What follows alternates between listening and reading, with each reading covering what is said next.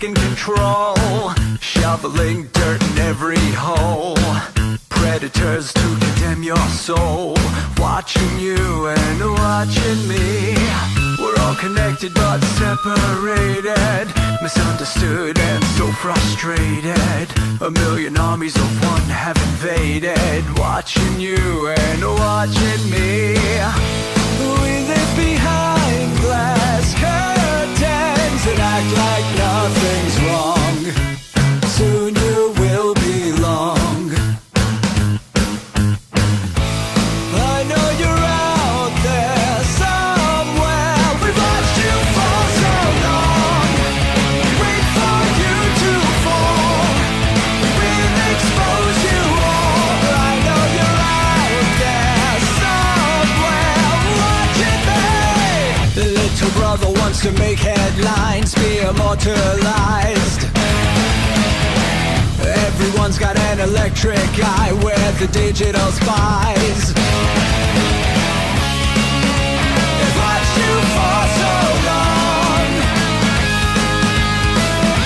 I know you're out there somewhere watching me.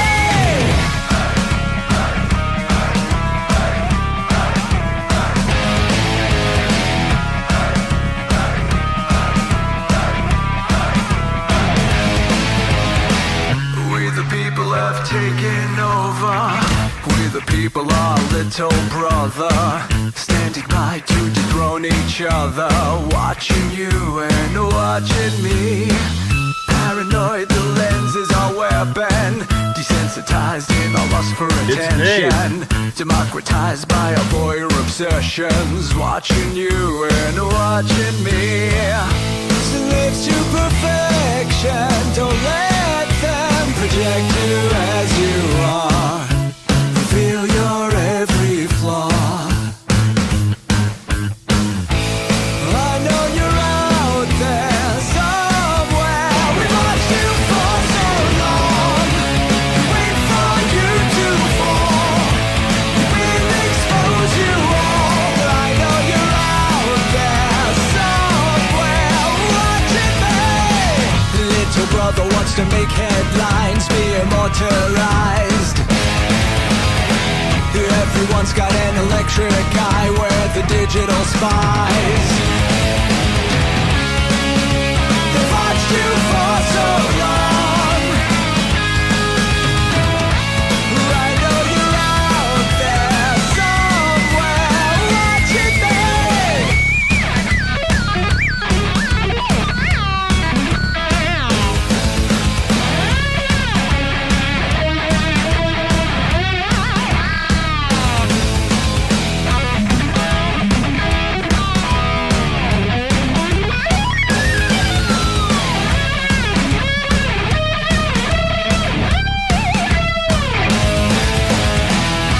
I know you're out there somewhere. This is the new totalitarian state. 1,000 eyes are waiting for you to break. Stay in line, don't make a mistake. We're watching. We watched you for so long. We wait for you to fall. We will expose you all. I know you're out there somewhere watching me.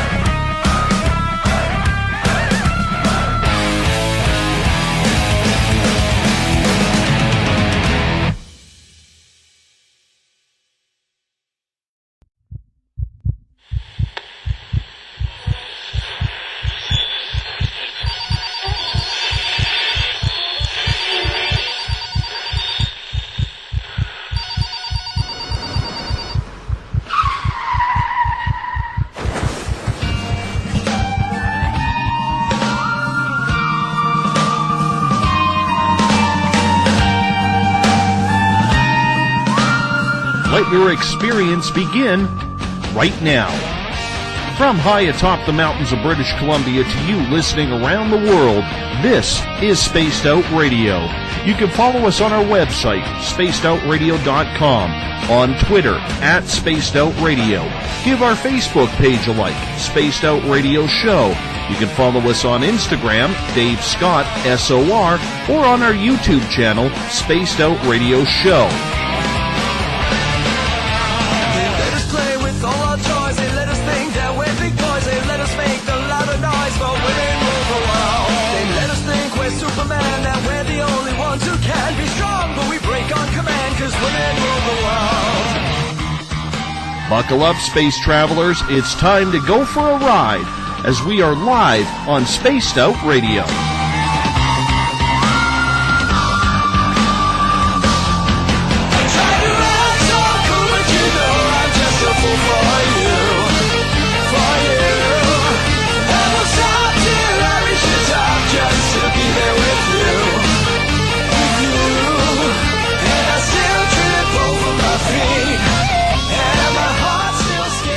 Ignition sequence start. 6, 5, 4, 3, 2, 1. Said the deeper I go, the deeper I fall.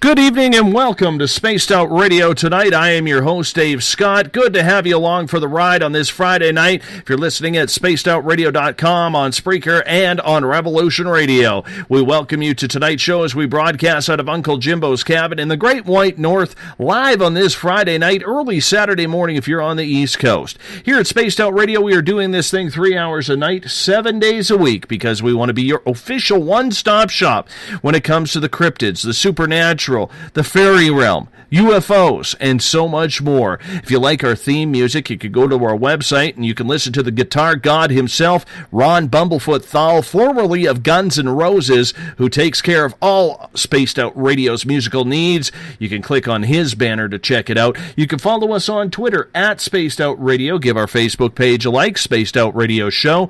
On Instagram, I can be followed at Dave Scott, SOR. Subscribe to our YouTube channel, Spaced Out Radio Show, and our website is spacedoutradio.com. You can also find us on TuneIn and download our shows on iTunes as well. We'd like to say hello to everyone listening in on the Revolution Radio chat room, on the High Plains Talk Radio Network, in the Spaced Out Radio chat room on Spreaker, along with our fans at Euphoria Chronicles, Chronicles of the Unknown, Force Moon Paranormal, our flagship chat room as well, the SOR Space Travelers. If you haven't signed up for the SOR Space Travelers Club yet, guess what? It's time. It's only $5 a month, and with that, your name gets entered into private monthly interviews. Your name gets entered into monthly prize draws. You get access to a special section for posting on our website and much more. We're going to give you a heck of a lot more than just access to our archives. While at spacedoutradio.com, you can read our latest blogs and check out Eric Markham's SOR Spacewire for your latest in weird news. Tonight's show is brought to you by Rivulet Reiki and Readings, providing healings in person or to distance. PurplePlates.com, helping heal your body, mind, and soul. The New Agora newspaper is the official paper of this show, and the iTunes app, Spirit Storybox. It's the official ghost hunting app of SOR. Remember, if you are listening in on Revolution Radio, it is the largest non-profit online radio station going. Do us a favor, take the time to visit freedomslips.com and donate today. Firstly, I want to thank James Tyson from Spaced Out Weekend for filling in for me last night as I took the day off to catch up on some family time, but we're back in the hot seat tonight to round out another week on the show. Glad to be back, and so we're going to get right at it. Whether we want to believe it or not, the land of fairies is just one of those topics that seems to be out there, but we just don't know enough about it. Yes, we have the crypto guru, Ronald Murphy, who talks about the fairy realm and the Goblin universe very often on this show. I'm going to be blunt here and say I probably wouldn't believe in this one, not even one iota.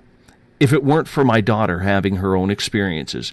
You see, since we actually moved north in British Columbia last year, my daughter has had close encounters with these little tiny beings from our yard and surrounding areas to inside her bedroom. When she needs alone time or is in bed for the night, they come and keep her company. We're going to get into more of that tonight. Simon Young is with us tonight to talk all things fairy. He lives in Italy and studies these little Tinkerbells and facts and legends behind them. Simon is part of the Fairie Investigation Society. Their website is fairies.com. So let's find out about these little creatures. Are they real, or are they just fairy tales? Simon, welcome to Spaced Out Radio tonight. How are you? Very well, thanks, Dave. Great to be with you. I'm glad to have you along for the show as well, because Ronald Murphy, whom I'm not sure you've ever heard of or met yet, he lives in Pennsylvania. He is one of these gentlemen who we call in these parts the crypto guru, because he is so into trying to figure out what fairies are, what the land of the Fae is all about, and what the goblin universe is all about. And he is just enthralled with it. I'm assuming you're pretty enthralled with this topic, considering you are part of a Fairy Investigative Society. Yeah, I mean, this is something that's fascinated me now for many years. I'm 43, and probably in one way or another, all my adult life, I've been interested in the question. I should say straight away that those in the Fairy Investigation Society, and there are about 200 of us, the thing that holds us together, the thing that ties us together, is our interest in fairies and fairy folklore, fairy stories and fairy experiences. But not everyone in the Fairy Investigation Society, the FIS, necessarily believes that fairies exist. There's a spectrum within the society. Again, the thing that ties us together is this interest. And so there are lots of just different opinions as to whether these things are really out there, the kind of experiences you were talking about, say, with your daughter. And I always say when people ask me, do fairies exist? I always have two answers to this question. I think if someone holds a gun to my head and says, listen, do fairies exist? Well, I try and keep an open mind on this, but my suspicion is probably not. However, if someone asks me the question, do people see fairies? Then I put my hand on the Bible and say, there is no question that they do. I have talked to and read and recorded experience after experience. And I think the fascinating thing about fairies is the gap between what most of us believe and what a minority of people experience, sometimes on a regular basis. I'm a little confused about that, because how do you say, in one hand, you don't really believe that they exist, but you're not discounting the encounters that people are having? Well, I think it's impossible to look someone in the eyes who've seen creatures that are 7 or 8 inches, humanoids, running around trees, that they interpret as being fairies, and say to these people, listen, the fairies aren't there. Now, again, I'm not saying that fairies don't exist, because my suspicion is that there are things out there that we just don't understand. But what I am absolutely clear about in my own mind is that people have these experiences, and whatever these experiences are, they need to be respected and need to be taken seriously. And in the great range of human happenings, let's say, these things have to mean something. They have to be some kind of message to us. In my daughter's situation, Simon, she never had any of these experiences. We moved up here. She was 12 years old. She's now 13. And pretty much within a couple of days, I'm going to say within a week of us moving here, she started seeing fairies. They started at her window, and she would see the little colors of purple and blue and orange and pink and white. And it got to the point where, I believe her. And the reason why I believe her, even though I've never really had this experience, is because this is a young lady.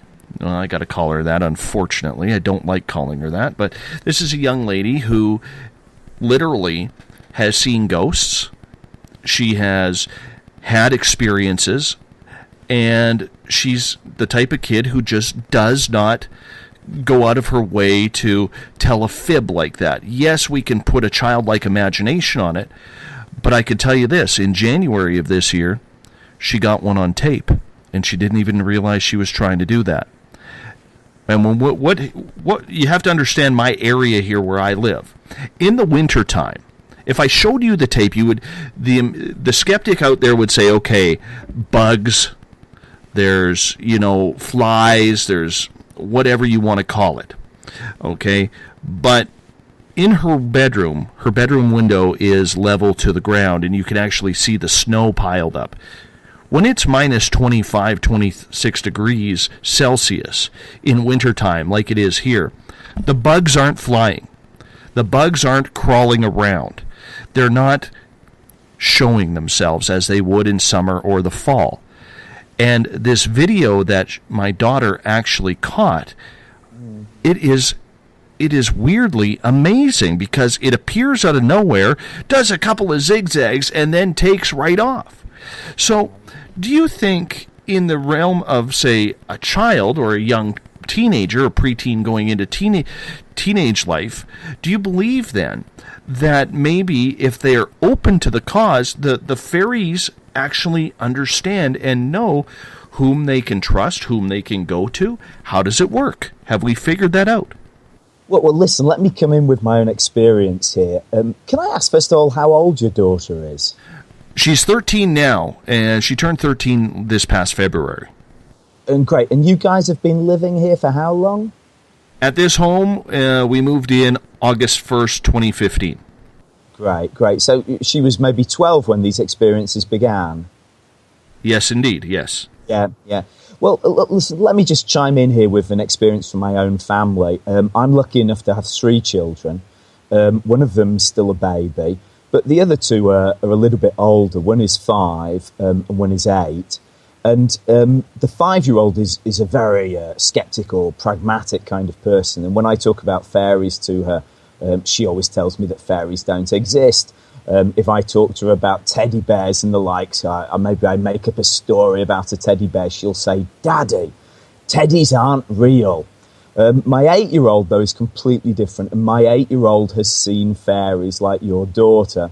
And this is something which has given me a great deal of pause for thought. And in my own life has been one of the things that has perhaps really forced me to look at this thing with care. Now, I suspect from what you're saying that your daughter sees fairies on a more regular basis. But my daughter has had several strong experiences. And you used this word earlier, a fib. I certainly trust my daughter and what she's saying. I've absolutely no doubt that she's having a genuine experience. I guess my problem is that when we talk about fairies, when you were talking in the interview at the beginning, for example, you use words like Tinkerbell, no? And we all think of the Disney cartoons that have been out in the last few years. My suspicion is that when people have these experiences, and here I'm going out on a limb, I really don't know, you and your viewers will all have an individual opinion on this, but I wonder if there's not some kind of general paranormal experience that perhaps explains lots and lots and lots of the different paranormal areas. This would include ghosts, it would include UFOs, it might even include some of the cryptozoological experiences, things like the Sasquatch in some areas. And I just wonder if when someone like your daughter and my daughter has these experiences, whether they're not plugging into something there. Now, my suspicion is, but I'm really very, very open-minded about this because I simply do not know. My suspicion is that this is something which has its origin in the human brain, and it would mean that my daughter, your daughter, have, at least for the moment, a very special capacity. But quite where that will take them and where this takes humanity, I don't know. It's very interesting because there are so many people out there having experiences. And yes. I know in my area, British Columbia, a lot of people come up here because, especially spiritual people, come up here to make their homes here because the ley lines are said to be some of the best in North America. The water is clean, it's fresh air, it's on top of a mountain and a large mountain range at that. So it seems very, very intriguing that when you drive around my area where I live, you actually see a lot of people in the corners of their yards actually having very natural-like areas where you would say what they call build a fairy garden, where they just keep the grass going or the weeds growing, something that apparently fairies like. And literally, it is all over the place here. Now, a lot of people won't admit it, because Canadians aren't the type of people who admit this type of thing, but you could see the signs, I would say, out of every 3 or 4 yards. It's amazing how people seem to take this thing seriously. Yeah, I mean, this is something that we've seen in the Fairie Investigation Society too, that over the last few years, this thing has really, really taken off. My guess would be in the last 7, 8, 9, 10 years. As to this idea that some places have, let's say, a special connection with the fairy world, let's remember this is true of everything that's paranormal. There are some places that, I mean, we talk about haunted houses, don't we? Having a special place that you can go and see ghosts. Places that have a special feeling. There are similar things in UFOs. There are UFO hot zones. There are similar things in cryptozoology as well. It's certainly true what you say, that there is this idea that people who see fairies believe, and this is one of the things I find most intriguing, that if you can create a friendly natural environment, that means you build a garden which is very happy, let's say, where the plants are well treated, where everything grows well, then it's more likely that fairies will appear. And this brings us to the big modern idea about fairies, that fairies are actually some form of elementals, that they are, if you like, plant or natural creatures. So every tree has its fairy, every flower has its fairy. And this is certainly how many modern people see fairies. Simon, what exactly are they? Well, this for me is perhaps, again, one of these areas I'm really interested in with fairies. What is a fairy? Well, it all depends on who you ask and when you ask. If you go back in history and asked some of our ancestors, for example, if you went back to the Anglo-Saxons back in the 8th, 9th century AD, and you asked them about fairies, there seems to have been a pretty good chance that they would have replied that the fairies were the spirits of the landscape. We have evidence from later on, so they were, if you like, little gods, the gods of the little places, the gods of this hill, the gods of this dale, the gods of this river even. If you go on later, people would have said that fairies were demons. This is something that's particularly associated with the Christian church. In the later Middle Ages and the early modern period, fairies were believed to be familiars. They were spirits of power who would help, for example, witches and wizards. We have lots of records of people getting in trouble, often being killed, in fact, because they had friendly relations with fairies. And if you get onto the modern day, there has been in recent times, and this is something that's particularly strong in Irish tradition, the idea that fairies are the dead. In other words, when Gran or Grandad leaves this earthly plane, they don't actually go that far. They just head off into the fairy hills. And then there's the idea in modern times that fairies are, like I was saying before, elementals. This is the phrase that's always used. They're the spirits of plants. And I think one of the fascinating things with fairies is just how they've changed. They've changed to fit us as we go through the centuries. Do you mind if we get a couple questions in from our audience here, Simon? No, of course not. Okay, wonderful. I'm going to start off with Spear in the Spaced Out Radio chat room on Spreaker. And she is asking, I have a serious question. I saw a butterfly turn halfway into a bird and then back into a butterfly again nearby when my husband and I were hunting for vortexes, or a vortex. Is this a sign of little folk activity? Well, can I just chip in there, Dave, straight away and say that if anyone has these experiences, you mentioned in the intro that I've been running the fairy census. If you type fairy census into Google, any of your listeners will find it. And what we're trying to do there is collect experiences like this. So I beg anyone who's listening to have who've had these kind of experiences, maybe to look for that and give us a full report. But yeah, in fairy tradition, one of the special things about fairies is that fairies change forms. Now, back in the 19th century, this was actually true of lots of ghosts as well. It's true of other parts of the paranormal, but it's probably something that's most associated with ghosts. So if you have a butterfly becoming a bird, becoming a little person, this kind of thing is associated with fairies, absolutely. The classic thing, and this is something I have never understood, but again has fascinated me, is often fairies changing form roll as they change form. So perhaps someone will see in the wood a small ball rolling by that will turn, say, into a small figure and then a small animal and back into a ball. That would be a typical fairy experience. And so what you've just described could fit into that world again. Oh, man, I wish you wouldn't have mentioned the forest and woods. You know, about 4 or 5 weeks ago, my little guy and I, he's 3 years old, and him and I were walking along the beach because there's a lake by my house, and we were walking along one of the beach trails. And we're coming down this hill, just moving along. I'm pushing his stroller, and, you know, I've got him in the stroller because literally there's bear poop along the trails in certain spots, so it's easier to keep a 3-year-old in the stroller when you say there's a big bear out there than it is when there's no bear. Anyhow, so we're walking down this hill, and I'm looking straight ahead, you know, because my eyes are looking to see if there's any bears around, and I see about 12, 15 feet in front of me, coming out of the tree line that's on the edge where the lake shore is probably 30 feet down, and a small little tree line, I see this little, I don't even know what to call it, Simon. And it was about 18 inches, maybe 2 feet high. It looked like a stick. I remember seeing the thin arms. I remember seeing the very thin legs. It looked very cartoonish. And it was blurry.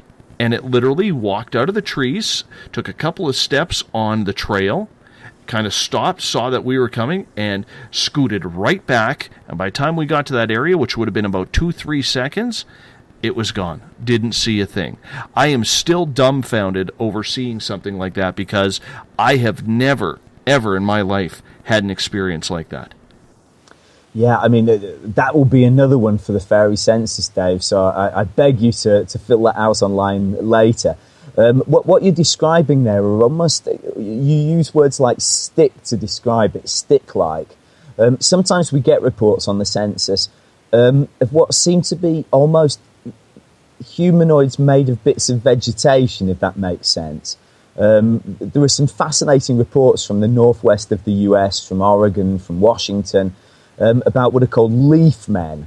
So people are taking a walk like you do, they're going along a trail, say, and suddenly they turn a corner and they come face to face with little figures. The classic size is what you're describing, so between 1 foot and 2 feet high, just covered in leaves and humus and vegetation. So this is something that comes up again and again. And let me also say, and this is something interesting, I hope, for anyone who's fascinated by the paranormal, that in all areas of the paranormal, there seem to be some conditions when people see things. And something that we've noticed over the years with fairies, but also with other forms of the paranormal, is that if you are in a gentle, meditative state, if you're doing something a little bit, I don't want to exaggerate this word, but a little bit hypnotic, it's more likely that you'll have this kind of experience. Now, what kind of experience would that be? Well, it might be driving a car. You all think we go into autopilot a little bit when we drive. It might be another one that's classic is berry picking, if you're out picking berries. And another one will be something just like walking along a trail with your kid. At least if I'm with my 3-year-old, I would go into, let's say, after a little while, if we weren't talking, I would just relax into a kind of silence, be enjoying the countryside, and I think that part of our brain at that point relaxes. Now, at that point, what's happening? Is our brain taking over, or are we seeing something that we normally don't have the capacity to see? It's a fascinating question. Oh, it still trips me out indeed, Simon, because it looked like a piece of wood, and it looked so cartoon character-like, because there was no head on this, and I kind of snickered after I saw it, because, when you have those type of experiences, and yes, they always seem to happen out of the corner of your eye, which totally upsets me. I don't know why it's always out of the corner of the eye. But when you see something like that, and you take that mental picture of it, and you have it freeze framed, and you're looking at it, and you're like, okay, why is this thing blurry? Why does it not have a head? The head is on the body. Okay, there's the little arms, there's the little legs, because it was kind of strolling around. Oh, human, I got to get out of here. Like, it was almost like a quick reaction to it. And I had one other person tell me that I told this story, that it was part of the, one of the caretakers of the forest that's around. And I'd never heard of that before. Have you heard of that? Yeah, I mean, again, there's this idea that because fairies are spirits of vegetation, because they're trees, because they're flowers and the like, that if you go into a beautiful forest, say, a lovely garden, that the garden will have a number of, let's say, protectors. This is something that's found in many places around the world. And the idea, of course, is, and this is something else that we come on to, and which is really always interesting, is that these caretakers are nice to people, but of course, if you do anything in their world that harms their world, that they can then take vengeance. And this is something that's always been very important in fairy tradition, the idea that fairies will enact vengeance on anyone who hurts the landscape that they are responsible for. I'm sure that you guys every so often get reports on the other side of the Atlantic, but in Ireland, particularly in Iceland as well, this is a big deal. And if someone builds a road, for example in Ireland where there's a fairy tree and someone has to cut the fairy tree down, it's usually a national news story. And you'll have a couple of workers who refuse to do it. You'll have fairy experts who come on the radio and say this is very dangerous. So, yeah, fairy caretakers, but let's remember, caretakers don't only look after, they protect. So they're also fairy bodyguards, if you like. The other question I want to ask from the Revolution Radio chat room, this comes from DJ, Diet Joke is the nickname she uses, and they are asking, do you know of any fairy foods or drinks, where to find them, and the myths and warnings surrounding them? Right, so fairy foods is a big subject. I mean, let's start with the first rule of fairies. If anyone out there is listening and has contact with fairies, the first thing that mythology and tradition teaches us is that you must never, never, never eat fairy food. There's long been this idea that if you eat the food of the fairies, you are dragged permanently into their world. And this obviously is no joke. And in the Middle Ages, this was always the great terror. So let's say you were out, you meet one of these forest caretakers, they take you down into their world. The first thing the storyteller will always say is, don't eat their food. Pretend you do, pretend to drink from their glasses, pretend to take from their plates, but don't eat their food. The other side of this is there's long been the tradition, and this is something that might interest your daughter, for example. There's long been the tradition that fairies want to be given food. And in Britain and Ireland, anyway, the classic way to do this is to leave, strange as this might sound, dairy for them. That fairies have traditionally had a weak spot for dairy. So what this means is you would leave a bowl of milk out, much as you would do for a cat. You would leave some butter. You would even leave cheese. Whenever fairies turn up in houses, they're always said to steal the dairy. And again, quite why this is, I have no idea. But this is something else that tradition teaches us. Fairies love dairy. They are not lactose intolerant. Well, they can have the dairy at my place, man. I don't drink milk. Just one of those things. I don't like a good glass of milk, so I don't mind sharing it with them if it means that they're going to treat me well. That's for sure. Let me ask you another question then, and thank you for answering that. What is your personal fascination with the Fae? How did you get started in all of this? Well, so I actually come from a background in medieval studies. I studied the medieval world for many, many years. My doctorate is in medieval Latin. And about 5 or 6 years ago, well, no, actually, even a little bit longer now, probably more like 7 years ago, I became very seriously ill, and I almost died. And this was, as you can imagine, a very, very strong experience, as it should be. And I think when I came out of this, and happily for me and for my family, came through it okay, I just felt that everything really I'd done up to then in my life was a handful of ashes. It just wasn't really any longer interesting to me. I would look at these shelves and shelves of books I'd studied and in some cases written, and it was dead to me. It was something that had passed on, and I'm sure, as you know, Dave, and I'm sure as many of your listeners will have experienced, that when that happens in your life, I think it's really important just to be courageous and accept that this has happened and just move on. And so I found myself really flailing around looking for something new to study, because I'm just one of these people who need to study. And fairies had always interested me. Ever since my teens, I've been fascinated in fairies, though I'm not like your daughter or my daughter. I don't see fairies. I'm not what we call in the FIS, the Fairie Investigation Society, a fairy seer. But it was something that really interested me. And so I started reading about fairies in a more serious way. This was again 5-6 years ago. And then slowly I started publishing articles, publishing academic articles on this. And for me, it was just one of these wonderful, wonderful life changes. Everything got a lot better after I started studying fairies. It was something I really enjoyed doing. And so it was a great moment in my life. And it's when I look back on with great, great gratitude that I was given this chance really to start afresh. Was this something that you expected to do? Because, let's face it, you don't see a lot of people wanting to delve into the fairy realm, even though it's extremely intriguing and really opens up a lot of doors. Did it just come naturally, or did you get shoved into it? Listen, no, I think it came pretty naturally. It was organic, let's say.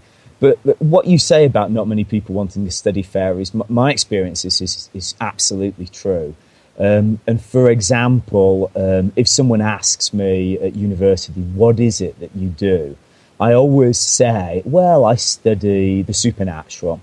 Because I find if I say that I study fairies, it's usually people will just raise their eyebrows. You usually get quite a shocked response. And it's also true that fairies, ghosts, witchcraft, a lot of these things go together. But yeah, no, it was something that came very naturally and has given me a great deal of pleasure, let's say. Talk about those raised eyebrows for a second, because I know I get them from hosting this show. That little smirk, that little snicker that people give. How long did it take you to get over that? Listen, I don't think I ever did get over it. And my normal strategy would just be to avoid the word fairy. And if people ask me what I've published, I'll give them examples. And these are in some of the very best academic journals around. So, I can be quite proud and happy with what I've done. But I think there are these areas that people are just really reluctant to go into, and I think that it's back to one of these life lessons that if you love something, you've just got to get over the snickers. You've just got to go for it. These are just tests that are put in our way, I would say. Do your kids enjoy it? Do they say, "Hey, Dad, we really like you being involved with this type of supernatural phenomena"? Yeah, I mean so I have a lot of fairy stuff in the house. For example, I have a lot of fairy pictures on the walls, this kind of thing. And this isn't something that I ever planned, in that I think I started to become interested in fairies when my elder daughter was probably 1 or 2 years old. But actually, it makes me quite a cool dad. And I work in my study, and very often my daughter will come in, the door's always open, and she'll come in to talk to me, or one of my younger daughters will come in. And it always strikes me that when their friends come over, she will bring up her friends this is my elder daughter now, to ask me about the fairies. In other words, they've been talking about the fairies. They want to leave some food out, and they want some advice on what kind of food to leave out. And for me, this is obviously great, because it's always wonderful for parents to have a bridge into the lives of their children. And so it's actually a way to communicate with children, which is a very beautiful thing. And when I teach at university, obviously I'm not teaching children there, I'm teaching young adults. But I always find that actually talking about these things interests them as well, probably more than my colleagues. And that whereas 20-year-olds, 22-year-olds won't speak that much about fairies, they're very, very interested in things like ghosts, say. And so normally I just tilt my head to one side and listen, and 20 minutes later they'll have told me a great story. How do you put this into perspective with the field of the paranormal, Simon? Because the one thing that I am learning, thanks to a good friend of mine, Eric Cooper from Forest Moon Paranormal in Washington State, the United States, is that the paranormal should be more of a blanket term. It's like a tree, and then it has its branches that go off into different sections. Do you look at the paranormal that way as well? Listen, I mean, just to be provocative, probably not, because I think even the idea of branches is wrong. In other words, I think what we're looking at here is just a spectrum. And I think when people see ghosts, UFOs, fairies, and again, even some things that we think of as being physical, like, say, Sasquatch sightings, I think that the vast majority of people are actually having the same experience, but they've just got different filters on. I think, let's take the example of my daughter. I think if I was a UFO nut, if I love UFO, if I love UFOs, if I was out every night looking for UFOs, I think that in the end, she would probably have had experiences that she interpreted as that way, aliens in the house, this kind of thing. And so your friend's point about there being branches in the supernatural, I think for our convenience, we do this. We talk about, well, there are ghosts, there are fairies, there are UFOs. But I think between you and me and your listeners, I think really they're all the same thing. And if I can just throw a name out there that you may have come across, some of your listeners certainly will have come across. It's a brilliant writer from the 1980s called Hilary Evans. I don't know if this is a name that rings a bell. No, I'm not familiar with that. I mean, he wrote a couple of books, and he very much takes this position that everything in the supernatural really is just a unity.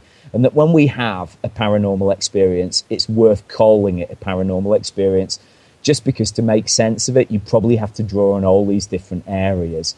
And so what we're really asking when we say, why is it that you and my daughter see fairies, is the same question we would ask when we say, why is it that other people see ghosts? And we should also remember that as my daughter, as your daughter grow older, they will have a much greater percentage possibility of seeing other forms of the paranormal than, say, my very concrete, materialist, skeptical middle daughter who never sees these things and tells daddy to shut up when he says that a teddy bear's talking, say. It is a vast, vast topic, the paranormal, whatever you want to call it, from ghosts to cryptids to UFOs and into the fairy realm as well. But as we focus on fairies, do you believe that Bigfoot is part of the fairy realm? Because there is some theory out there, at least on this side of the pond, that there's a good possibility that Bigfoot, Yeti, Sasquatch, whatever you want to call it, is part of that realm in a larger nature. Yeah, no, I have a lot of sympathy with this view. I want to say, first of all, that I guess I've always had problems with the idea that a physical primate unknown to science exists in North America. I'm not saying at all that it's impossible, and I've been struck by the very great intelligence of many people who study Sasquatch. So it's one of these things where I keep an open mind and force myself to keep an open mind.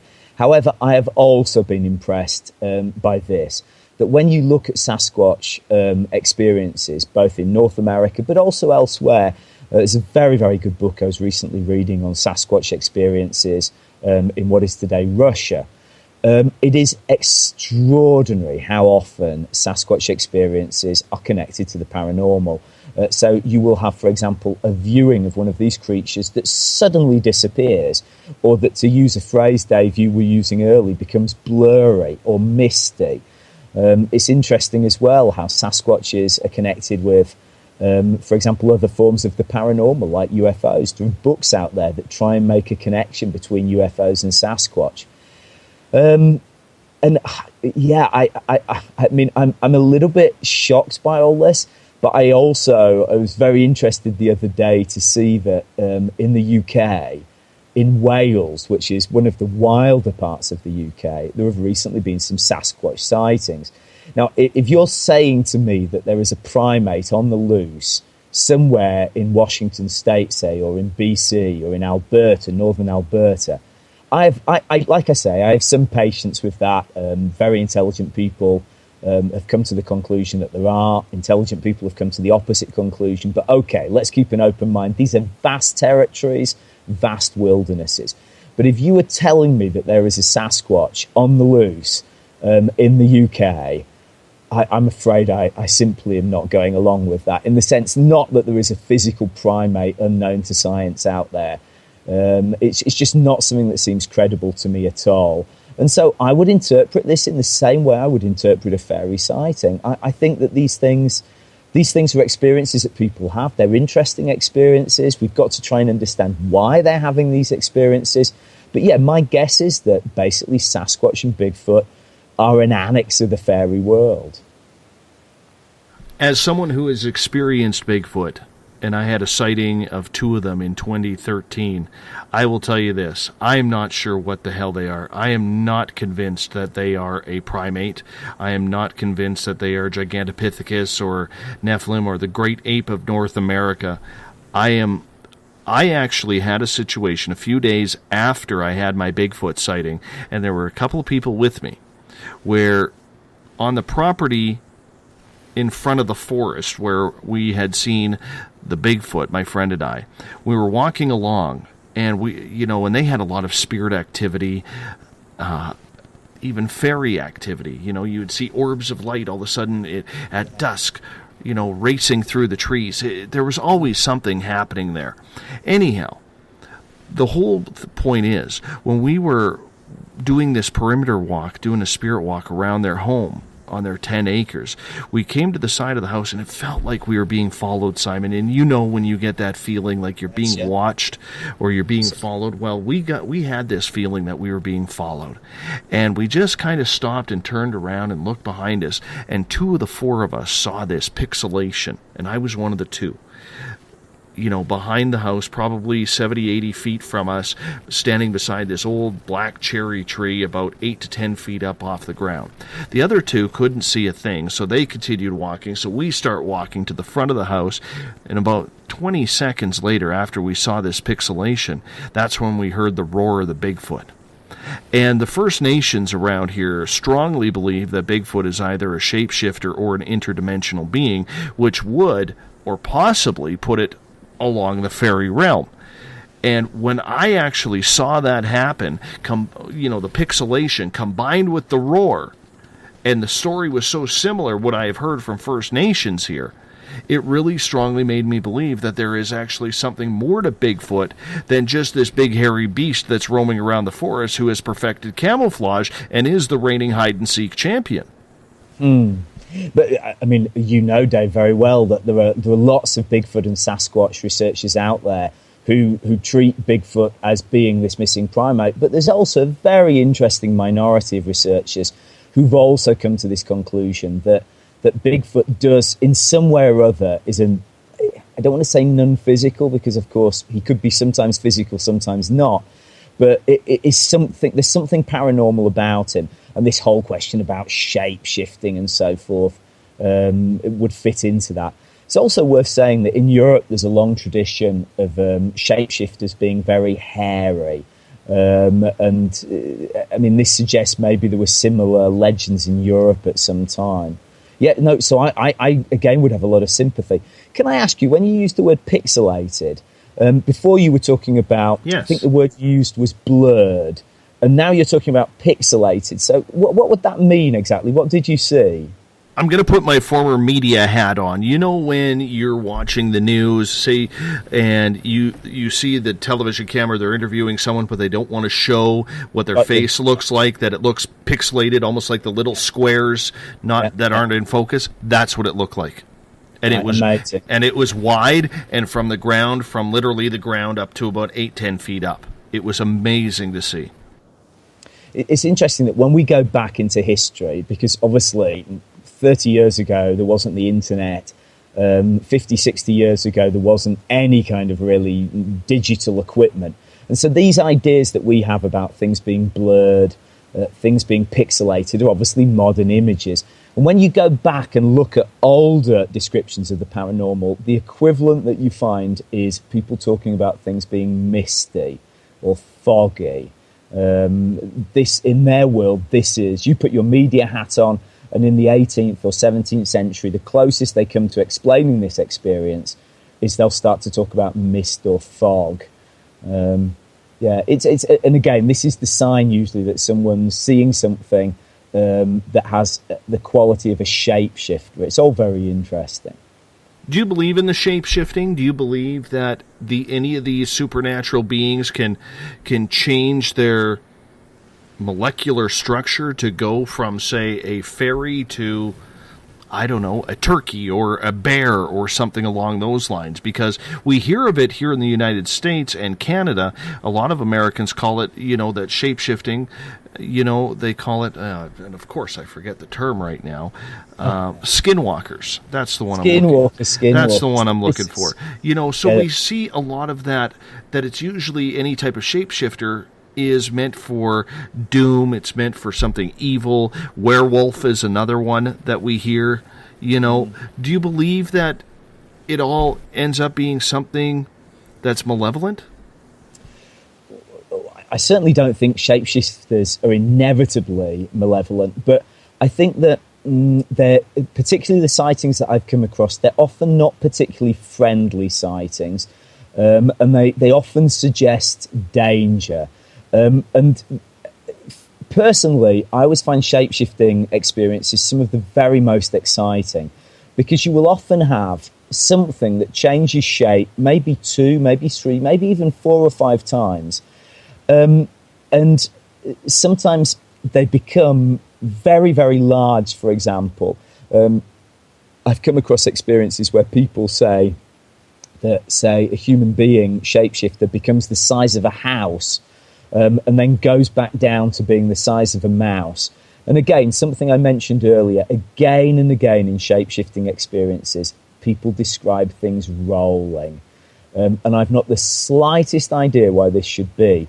Bob Rickard, who used to be the editor of Fortean Times, has this great expression. He talks about an unidentified rolling object.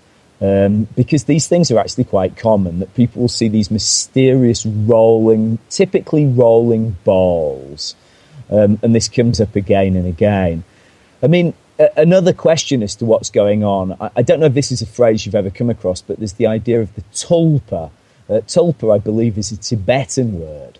And the idea is that we in our brains create certain paranormal creatures. And this is something I've always had a certain sympathy with.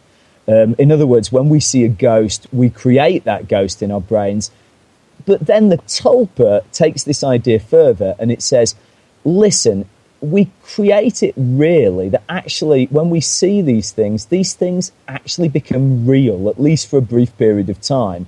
It's in the same way that we give birth physically as human beings, that we give birth, let's say, psychically as human beings. Now, again, I have no idea if this is true. I have no idea if this can explain fairies or other things. But I've always found it a fascinating notion, a fascinating way of looking at these things. I got a hat trick of questions from Claudia in the SOR Space Travelers. Claudia is one of my all-time favorite guests, and she will start firing off questions, and she's on a roll already here in the room, and she asked some pretty pointed questions. Her first one is, are fairies here to lift the veil to help explore other dimensions? And is it lucky to have fairies come to you in life? Okay, so the first question, are fairies here to lift the veil? What I can say with this is that fairies, in certain cases, make friends with human beings. And this is something that is there in our modern day experiences. When I used earlier this word fairy seers, people who regularly see fairies, they have experiences where fairies are approaching them and seem to want to begin a relationship. Now, begin a relationship, that makes it sound almost sexual. But in fact, in some cases in history, we've had descriptions of sexual relations between fairies and human beings. So this isn't perhaps as bizarre as it might have first seen. I mean, there's a history behind this. And there's this idea that fairies can become familiars, helpers. Now, if you're a modern evangelical Christian, you will see this as being diabolical or demonic. And this is what the church saw this as in the Middle Ages, and particularly in the early modern period, where people who became friendly with fairies were often executed as a result. They were tried and killed as witches. So in that sense, if this is answering Claudia's question, as I hope it is, I think that people who have these fairy experiences, my advice would be to see it as a bridge to something. These things don't happen accidentally. Presumably, there's a reason for all this. This thing has come into your life. And if this fairy is coming to your life on a, let's say, a semi-regular basis, then yeah, presumably there is a reason behind this. And I would suggest that you should be open to this reason, while at the same time perhaps being aware that there are responsibilities and dangers involved. Claudia's next question would be, what is the job of a fairy? What are they here to teach? Well, as to what they're here to teach, I wouldn't know. But in the reports, particularly in the fairy census, again and again and again, there is this idea that fairies, you used the term before, fairies are caretakers of nature, but there also seems to be this sense that fairies are nature. In other words, fairies are the representatives of the natural world around us. Now, I would just add something to this. I think that fairies, it's true that a lot of fairies we see are associated with trees or with natural places, but there are also fairies of human objects like houses or churches or bridges. So perhaps the most useful way to see fairies is just really being the spirit of an individual place. And they represent that place. If they're a flower fairy, they're the things that make the flower actually come out in bloom. If they're a house fairy, they're the fairy that looks after the house and makes sure the house doesn't burn down. Yeah, caretakers, guardians. This is the idea I think we should have when we think of fairies. And the final question from Claudia, which I can guarantee you will not be the final question tonight from her, but we'll get to this one. She says, if you followed a fairy, where would they be taking you? What dimension are they from? And there's another part to that I'll get to as soon as you're done this.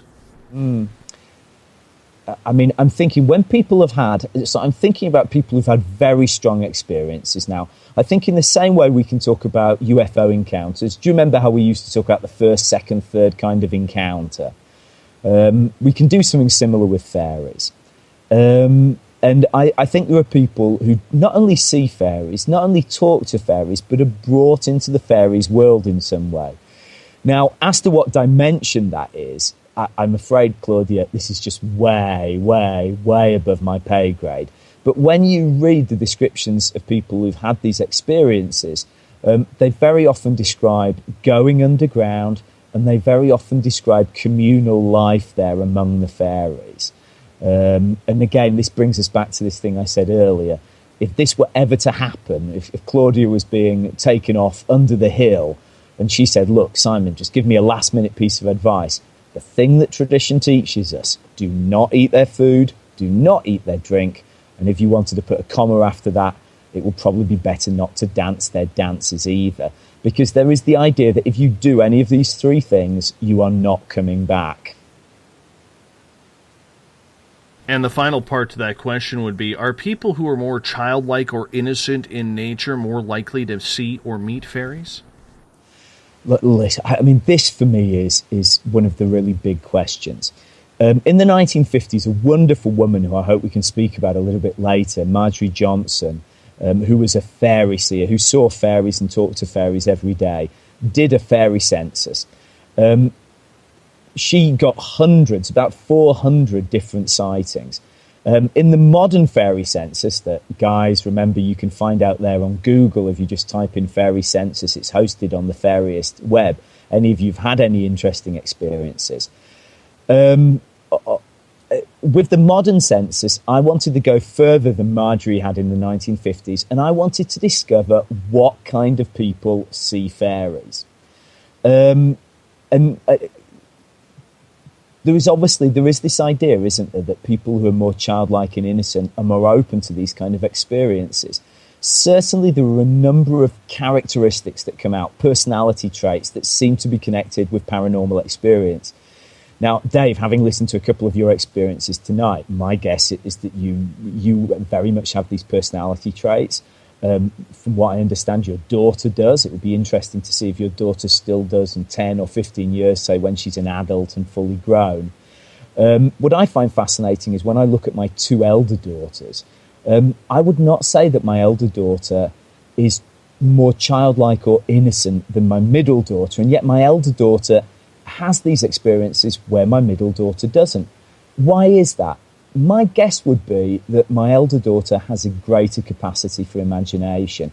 And I'm not saying that means that what she sees is her imagination, but it opens the door, I think, to that. And on that note, we're going to hop out for our first break of the night. You're listening to Spaced Out Radio. I am your host, Dave Scott. Simon Young from the Fairie Investigation Society is our guest. We'll be right back. Looking for news beyond the mainstream news? Head to spacedoutradio.com and check out the SOR Spacewire. This is Spaced Out Radio's Eric Markham, news director for the SOR Spacewire. Daily, I will bring you intriguing stories and outlandish reports from what's going on around the world. UFO sightings, paranormal activity, conspiracies, alternative health, and so much more. And if you have news, email me at news@spacedoutradio.com. Hi there, I'm Butch Witkowski, lead investigator with U4Cop. On the final Monday of every month, you can listen to me and host Dave Scott on Spaced Out Radio's Strange Days. We're going to get to the heart of the matter when it comes to what's happening out there. People are seeing and experiencing things from ET contact to Bigfoot, and I want to hear about it. Your experiences are what we investigators need to help solve these unknown mysteries, so tune in at spacedoutradio.com.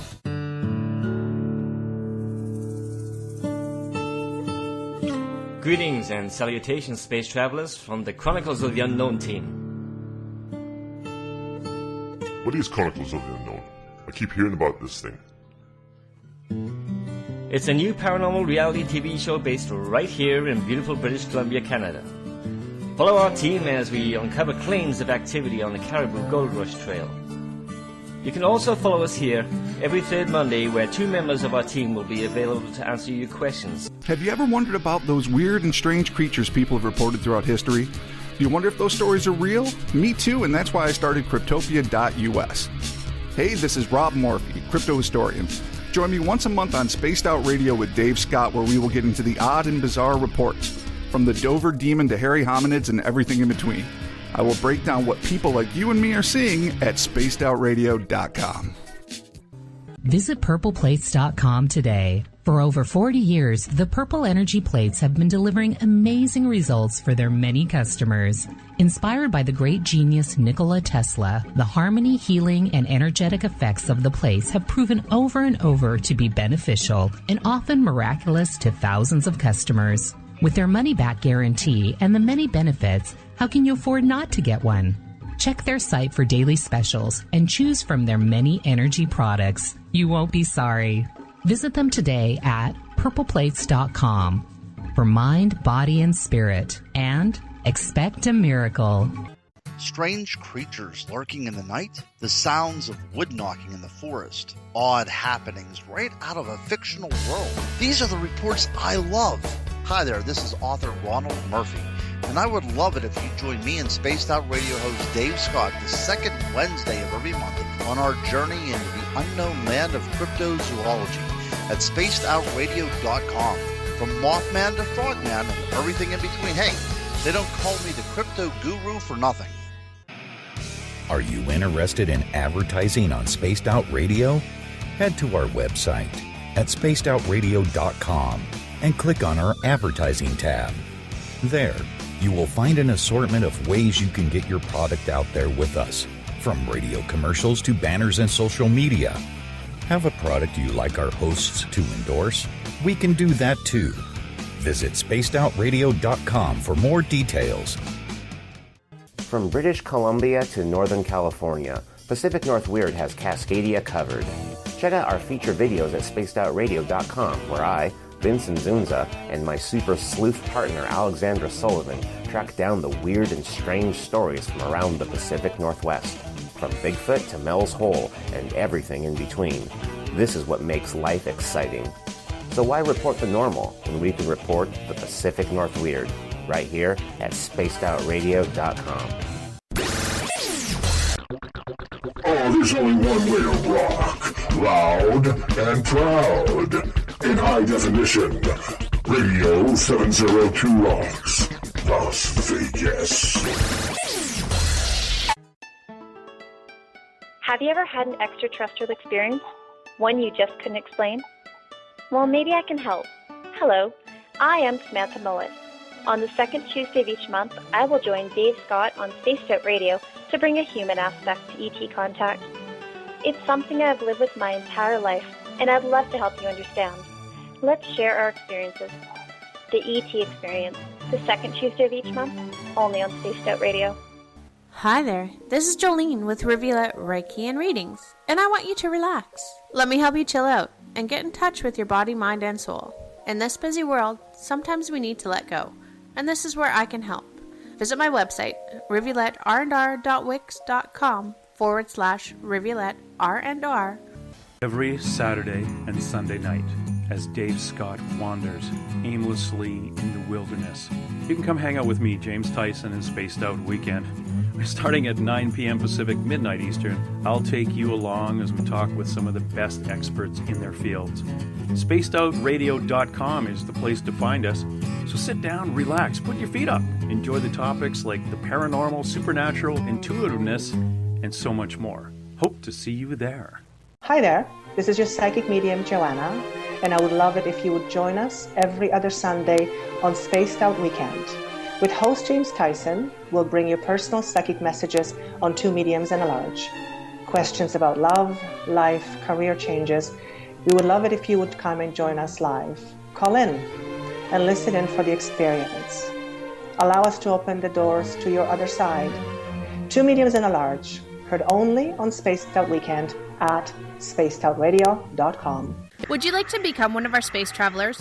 All you have to do is click on the Space Travelers icon at spacedoutradio.com. For only $5 a month, you can get access to some great prizes, as well as private monthly shows, newsletters, and a members-only section on our website. Become a space traveler today.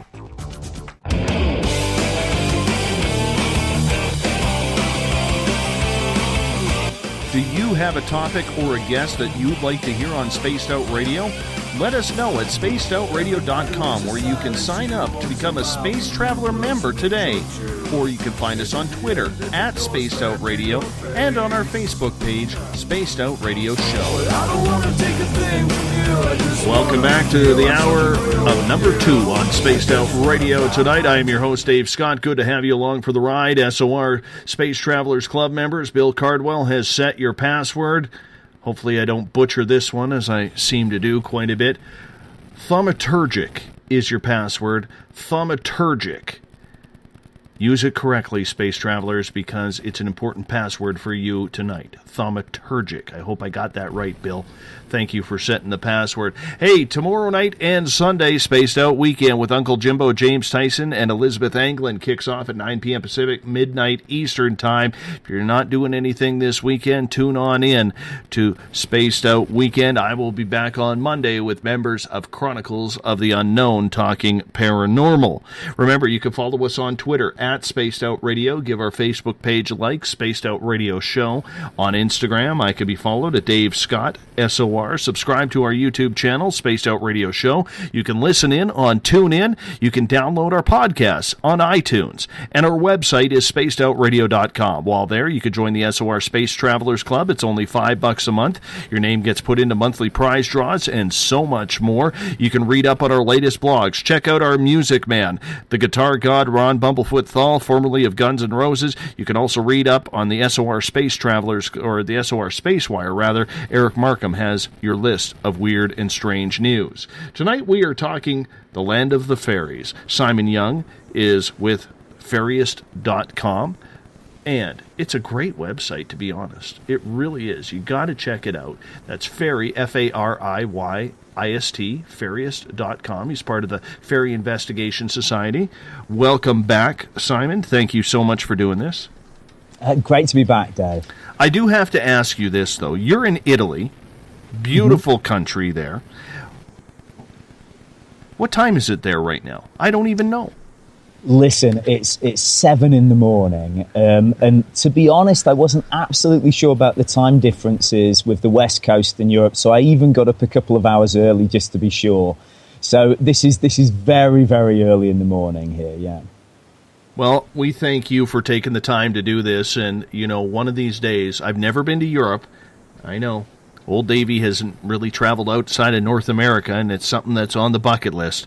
But I would love to see where you are, because you're in the Florence area, Tuscany, and I'm sure it's just beautiful there. Yeah, absolutely fabulous. Really wild landscapes, very beautiful countryside. And, of course, the cities here are also wonderful. You talked about Florence.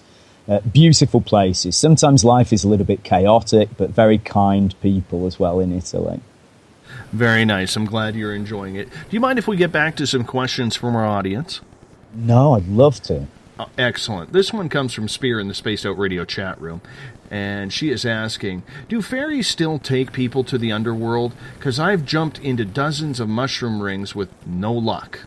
So just to explain what Spears said there, that there's the old idea that when you have a fairy ring, which can be a ring of mushrooms in a field, or it can just be something like a little crop circle where the grass has died off. The idea is that that's a way to go into the fairy dimension. I said before that in the same way that we have different kinds of UFO encounters, so we have first, second and third kind, you can talk about something similar with fairies. The first kind of experience would be you see or hear fairies. The second kind of experience is you talk in some way to fairies. And the third kind of experience would be a much stronger interaction. And this could be that you descend into the fairy world. It could be that you have sexual relations with fairies. It could be that you have children with fairies. There are lots of unusual reports, let's say. As to whether this still happens, I mentioned in the first hour this woman who is one of my great heroes, Marjorie Johnson. Marjorie Johnson was an English fairy seer from Nottingham in the British Midlands. And Marjorie was a wonderful, wonderful woman. She died a couple of years ago, aged 100. And she, in her life, spoke to fairies on a daily basis. Now, this was someone who dedicated her life to fairies. She was the secretary of the Fairie Investigation Society for many, many years.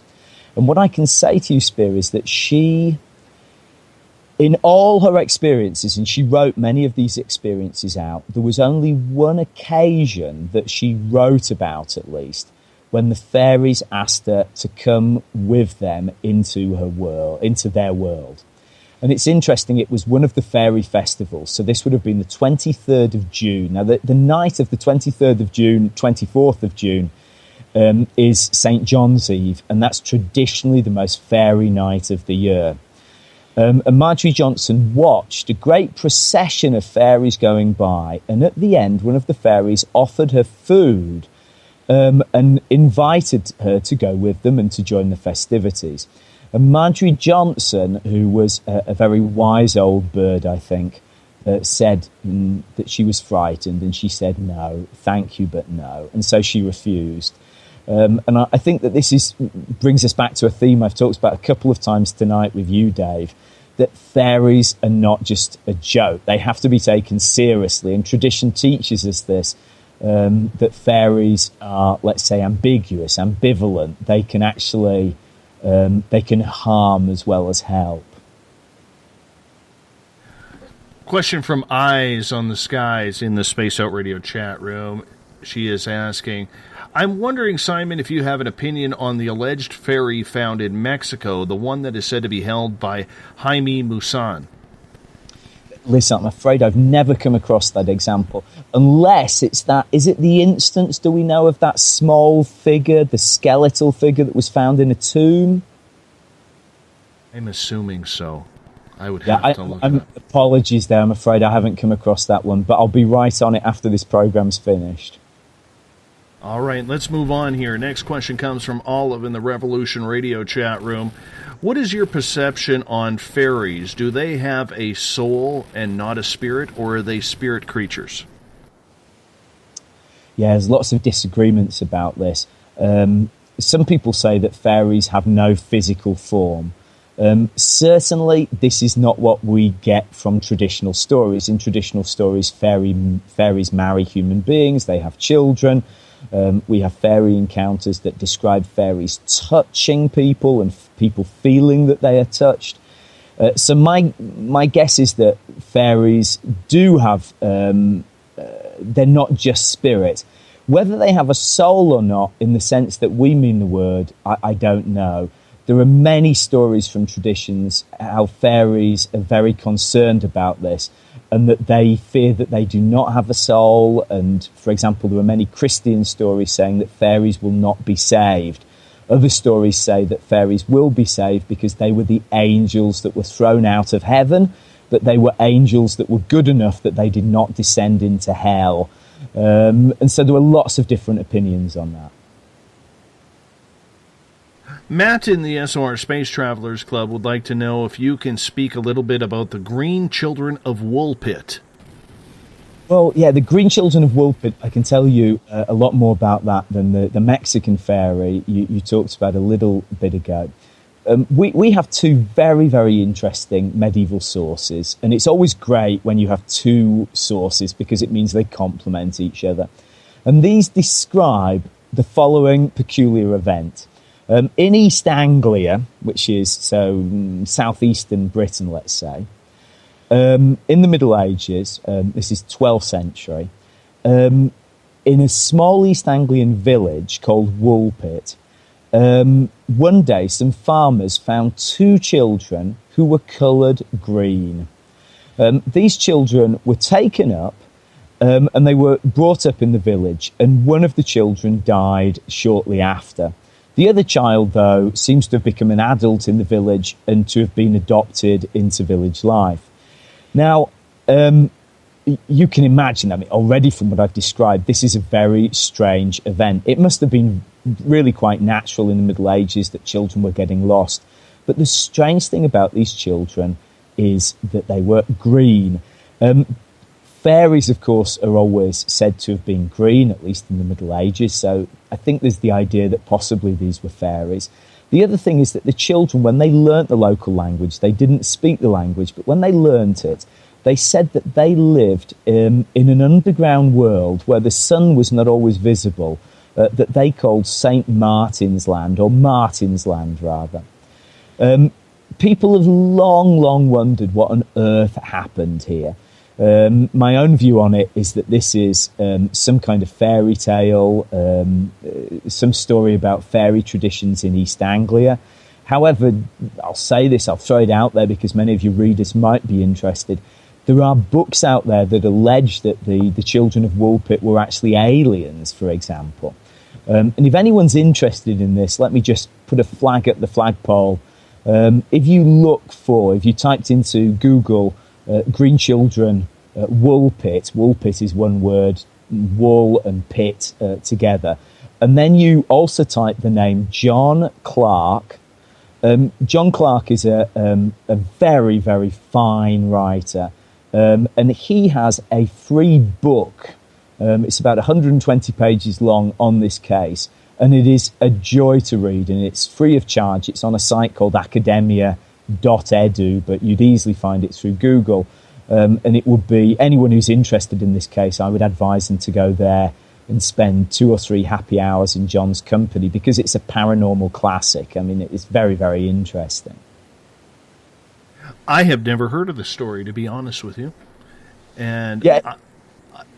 It almost seems witch-like. Yeah, it's a very curious story. And I think what's exciting about it is it's not someone who's writing and said, this happened 300 years ago. We all know from the way that stories get bent and twisted out of shape in our own family, how tall tales get taller and taller. The exciting thing about this story is it was written about really within the lifetimes of the people involved.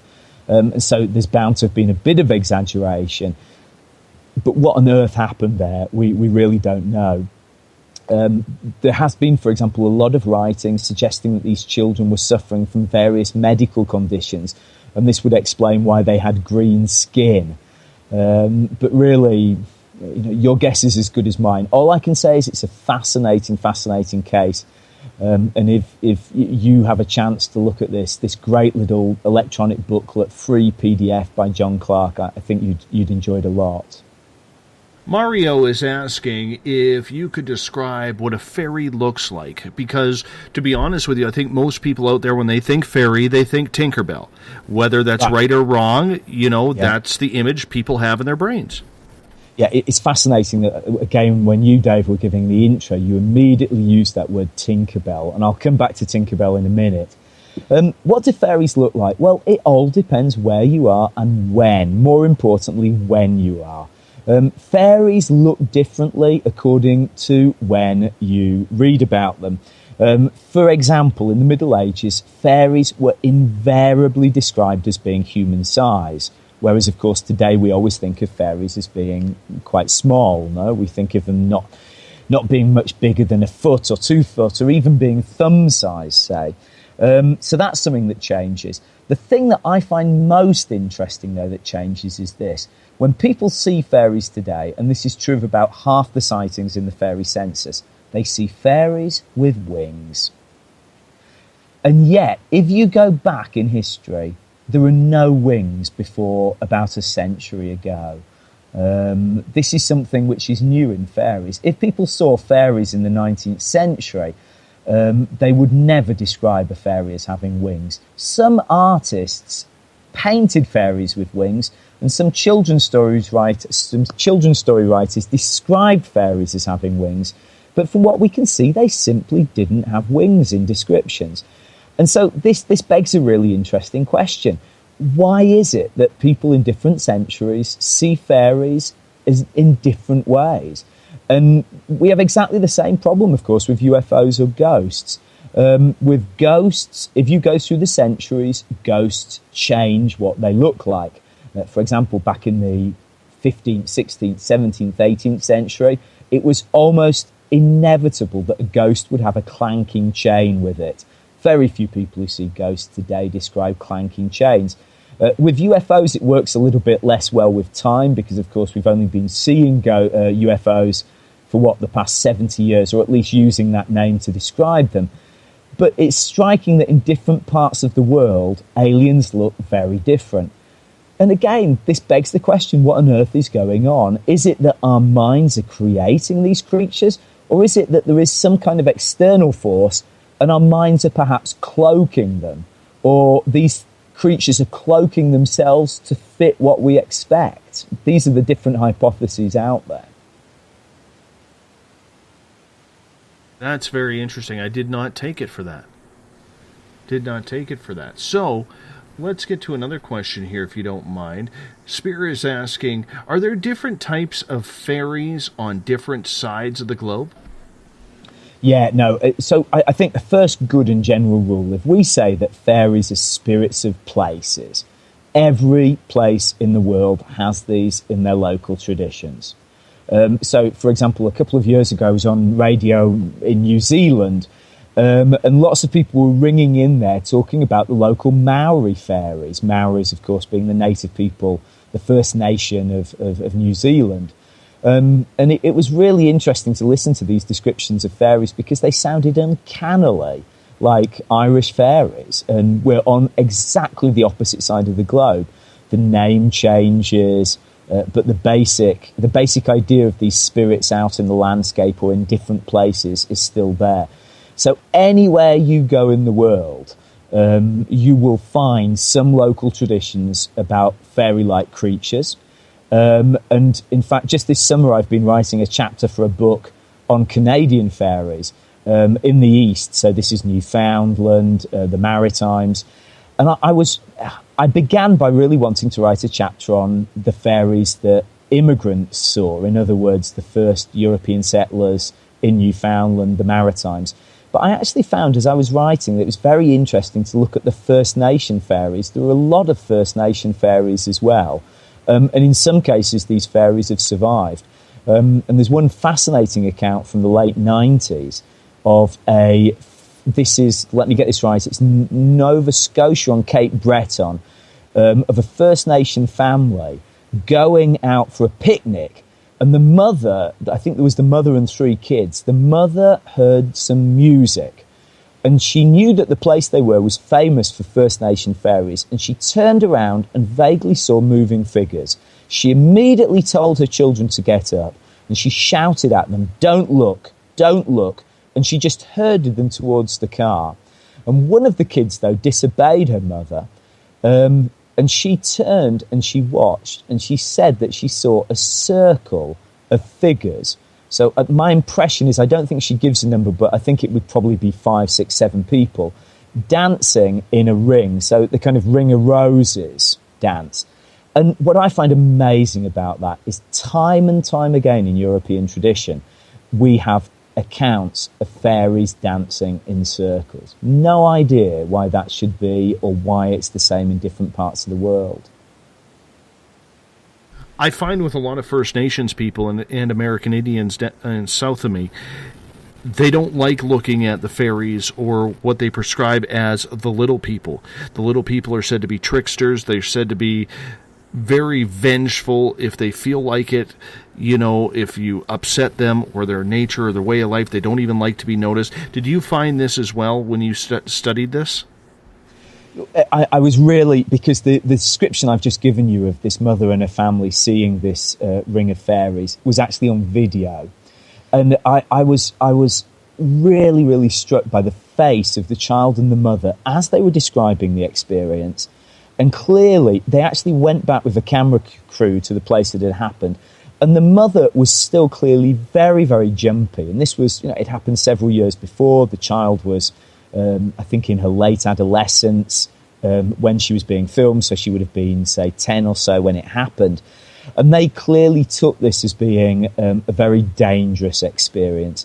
And this is something that, for the most part, I think we've lost as an idea. And yet, even until very recent times, it was there. And I mean, a classic example of this is from Ireland in the 19th century. In Ireland, you, Dave, were talking about ley lines earlier. In Ireland, there was a strong belief in what were called fairy paths. There was the idea that the fairies liked to go over the landscape in a certain way, and these paths were always straight, and God forbid anyone who got on these paths, or worse still, built a house on these paths. And we have quite a few descriptions from 19th century Ireland where a family built a house accidentally on a fairy path, and the fairies then proceeded one by one to kill all the children in the family. Typically the children would fall ill and then pine away and die. And often these reports appear in newspapers. Now, whether they're true or not in the sense that were fairies killing children, I'll leave to your imagination. But that people on the ground believe this, there is no question. They took it seriously, to the point that in some cases they would knock the house down, apologise to the fairies, and rebuild the house 10 metres to the left. That's almost the same thing as what is happening in Iceland, because last week there was a report that they were doing some road construction and the fairy police came in, or the elf police came in, and basically shut things down, saying, we're not upsetting the fairies or the elves here. You cannot build this road. And they literally diverted it. Like, people in certain areas, like Iceland, take this very seriously. Yeah, I would say, and this comes back a little bit to one of the questions that was asked earlier, I think that it's interesting that in some areas fairy belief is still reasonably strong. I don't think it's very, very strong anywhere, but in some areas it's reasonably strong, and in some areas it's largely, not completely, but largely died. And if you had any listeners who are thinking about fairies, who are excited by what we're talking about, and they want to have an amazing fairy experience, I think the obvious place to go, 20 years ago I might have talked about Ireland, but I think the obvious place to go today would actually be Iceland. I think in Iceland, 70% of Icelanders said they believe in fairies in a recent opinion poll, which is a remarkable number, really. And so if you wanted to go to a place where these things were taken seriously, that would be a real option. An expensive option, but a real option. Let's get to a question from Claudia here in the SOR Space Traveler. She is asking, Simon, a guest who talks about the off-worlders, and he mentioned, she's talking about a gentleman on this show, R. Keith Andrews, mentioned that fairies were of the soul group, one of the first ones to inhabit Earth, the benevolent ones. He also mentioned other ETs that live underground. Could it be possible the benevolent ones are from underground who live in the center of the Earth? Well, all I can say with fairies is that whenever people met fairies in fairy stories, they always went underground. Fairies are associated with the ground. And even if I talked to you before about how there were house fairies or bridge fairies or church fairies, even when you have those kind of fairies, they're always associated with the earthy part of the house. For example, house fairies are always around the fire. That, at least for me, it connects with the sky, but it also connects with the earth. The idea that you're burning constantly things, that you're returning soil, wood to ashes. So yeah, I think there really is this idea that fairies are, the word that folklorists always use is chthonic. In other words, they belong to the soil, to the ground, to the underground world. And in this way, the fairies are often connected with the dead. Claudia also mentions there the idea that fairies perhaps predate humans. This is also a very common idea in tradition. The idea that fairies were the first people, and that when human beings came along, fairies actually disappear underground to escape from the humans. This is something we read about a lot.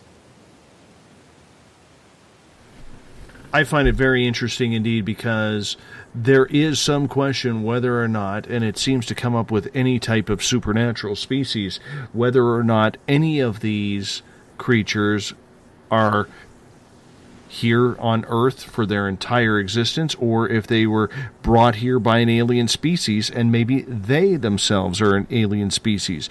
Do you delve into that on Fairies.com? Listen, I don't look so much at those questions, but again, I think one of my hobby horses, one of the things I'm a bit of a fanatic about, is I suspect that these experiences are very similar, whether it's a ghost, an alien, or a fairy.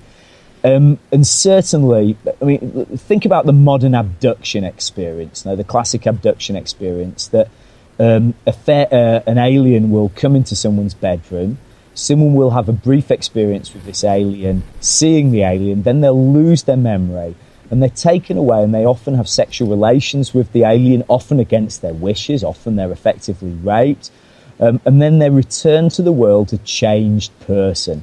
Now, all I can say is that this sounds, if we just change some of the words there, it sounds like a medieval fairy experience. This is what the fairies used to do. They would appear to people, they would drag them away, they would effectively force them to marry or have sexual relations with them, and then these people would eventually return changed to the world. So I have a lot of sympathy with the idea that these different experiences are probably in the end just the same thing. Again, it's just that we have different filters in our brains. And so for someone like me who doesn't really think that much about aliens or UFOs, I would have a fairy experience, whereas someone who's passionate about aliens would have an alien experience.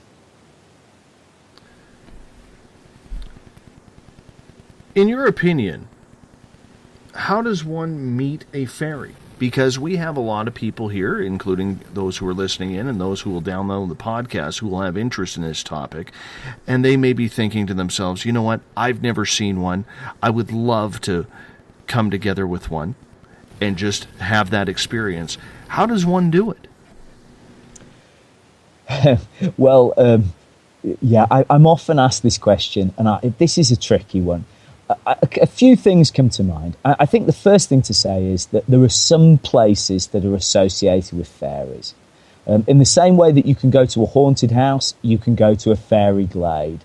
Now, it doesn't mean that there's a big sign in the ground saying fairies are here or beware fairies, but there are some places that just have a reputation, and perhaps there are some places where you would just feel that it's a fairy-like place.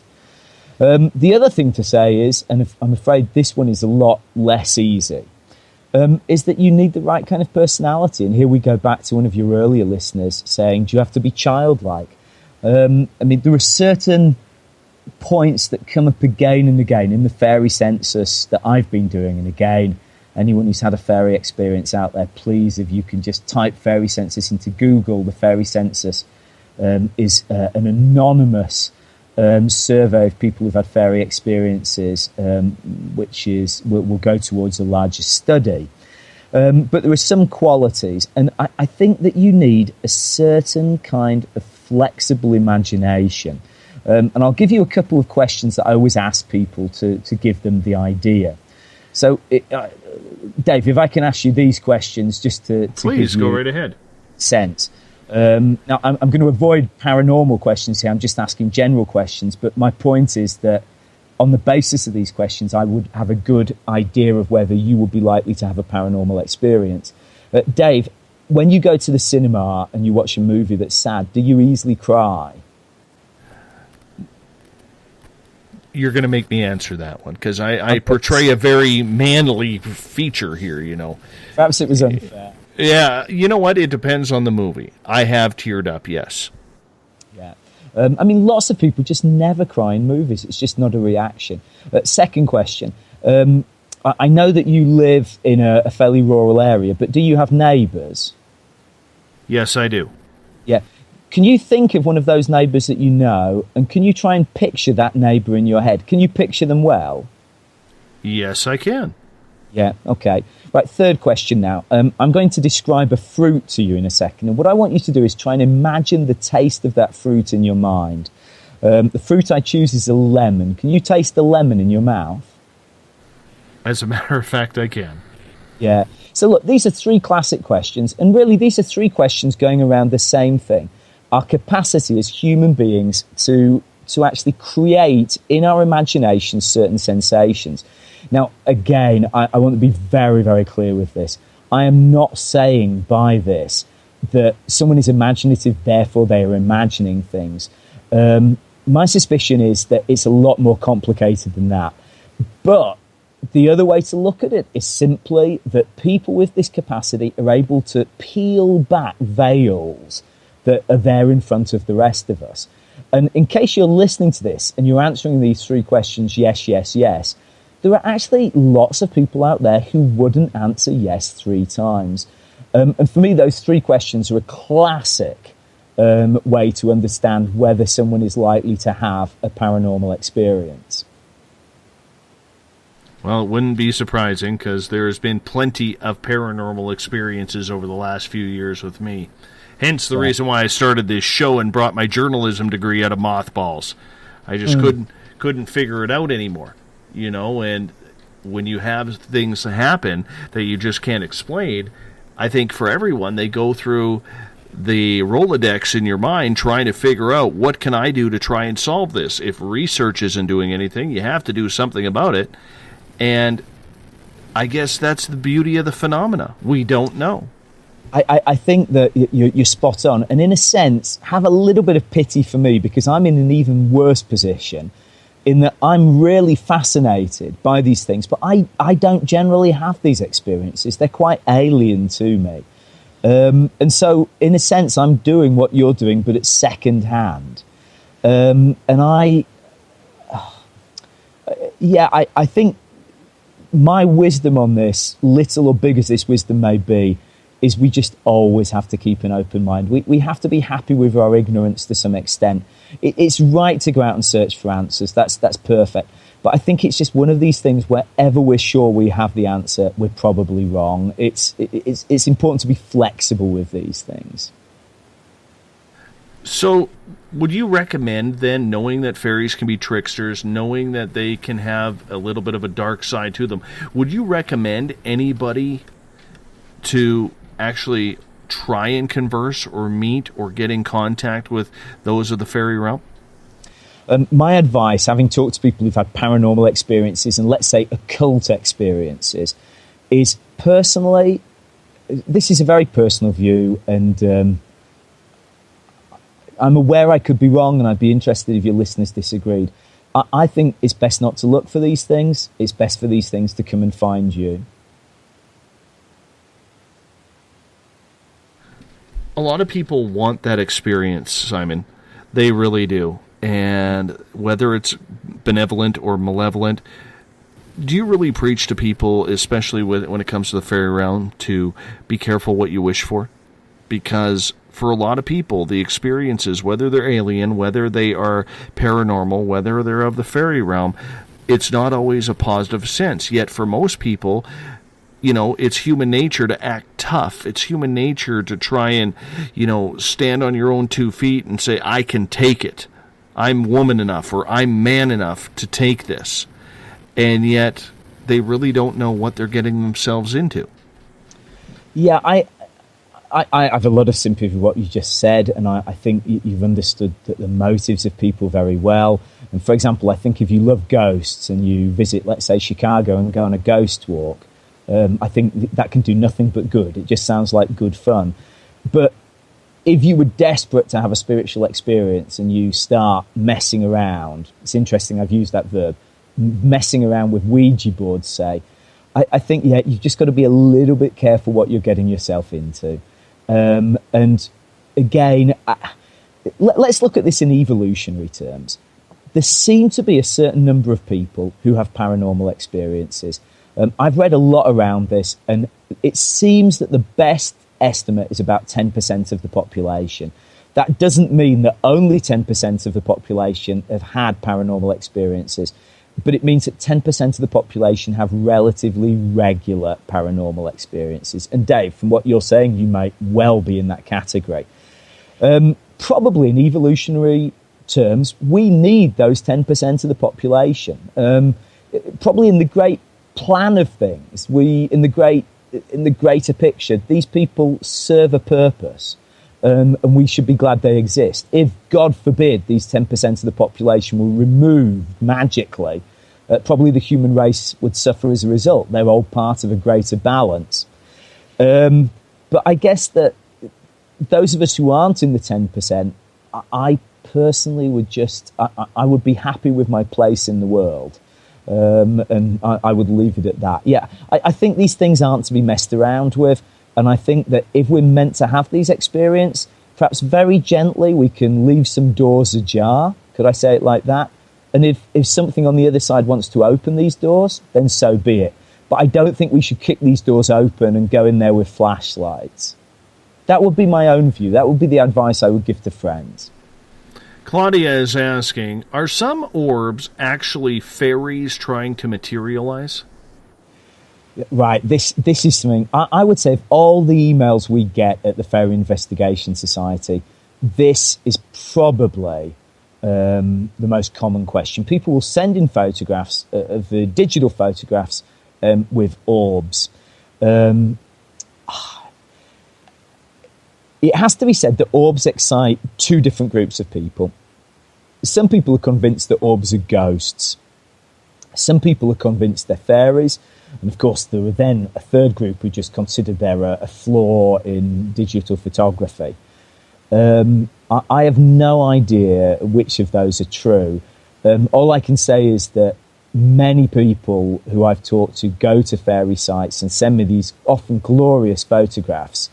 And they do have a very strange beauty about them, perhaps because I know that they mean so much to these people, but of these beautiful sites with orbs drifting around. And so certainly many people interpret them in those lights. But maybe these are the same people who, if they took a photograph and had an orb in their sitting room, would consider that to be the ghost of a grandma, for example.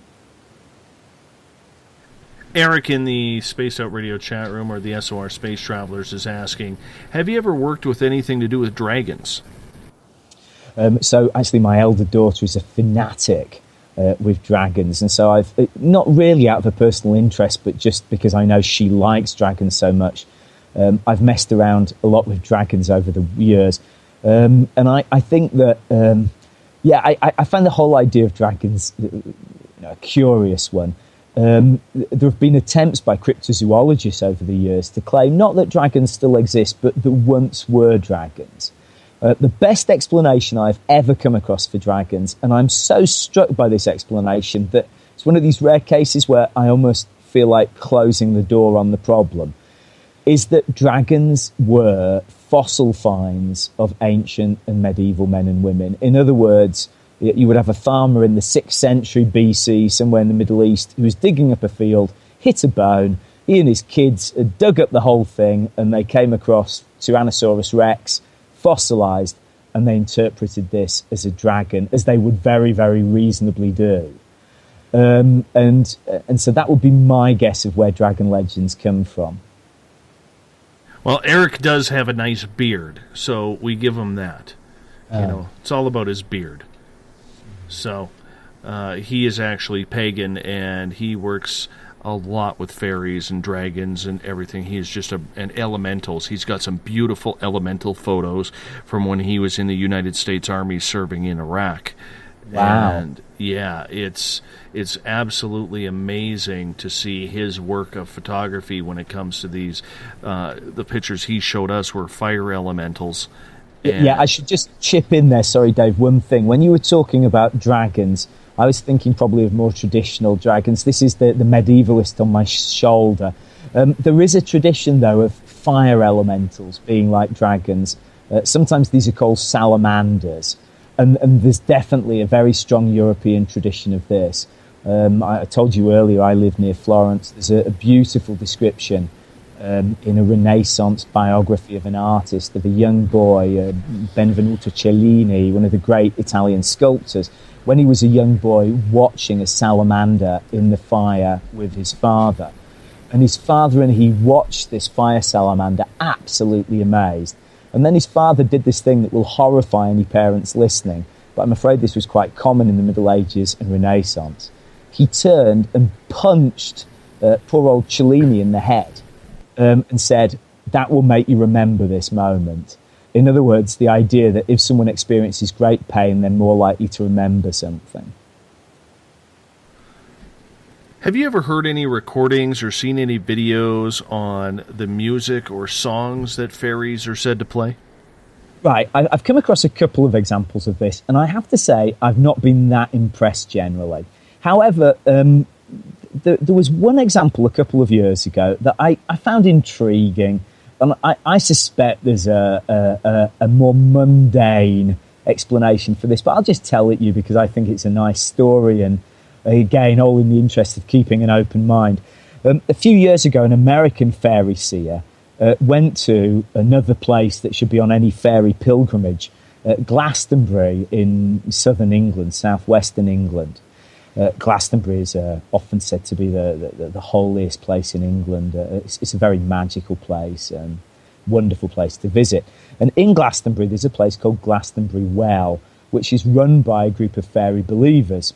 And she went in at night to the garden with a friend, and they decided just to really enjoy the fairies' company and to meditate. And they sat there in the garden. And she accidentally had left her tape recorder on. And afterwards, when she was writing this experience up, she discovered that she'd left it on, and she played back the tape recorder. And this is someone who I think is completely trustworthy. I've no doubt about sincerity in this.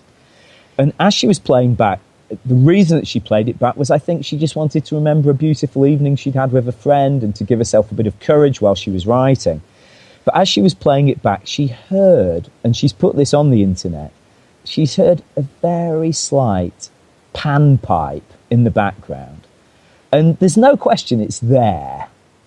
Now, my suspicion is that being at Glastonbury Well, there'd been someone outside, say, people sometimes use panpipes to communicate with the fairies, who'd actually played a note on the panpipe, perhaps before going in. But it's very, very magical to listen to. It's one of those things that in a bad hour you could go and listen to and feel a lot better about yourself after, because you do have this sense that you're connecting with the fairies.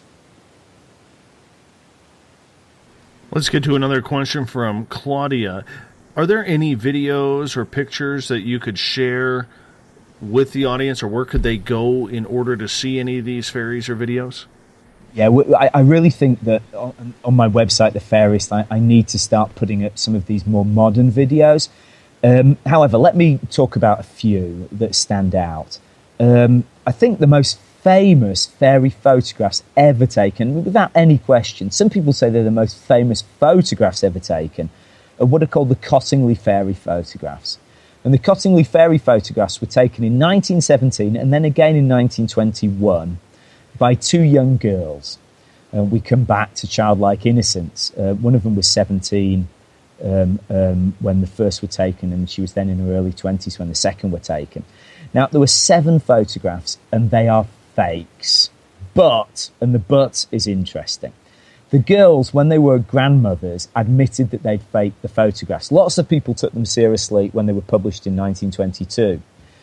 But the girls, when they were old age pensioners, when they were grandmothers, admitted they'd faked the photographs. However, one of the two always said that one of the photographs was genuine.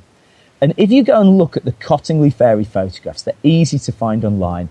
It's easy to see which one she claimed was genuine.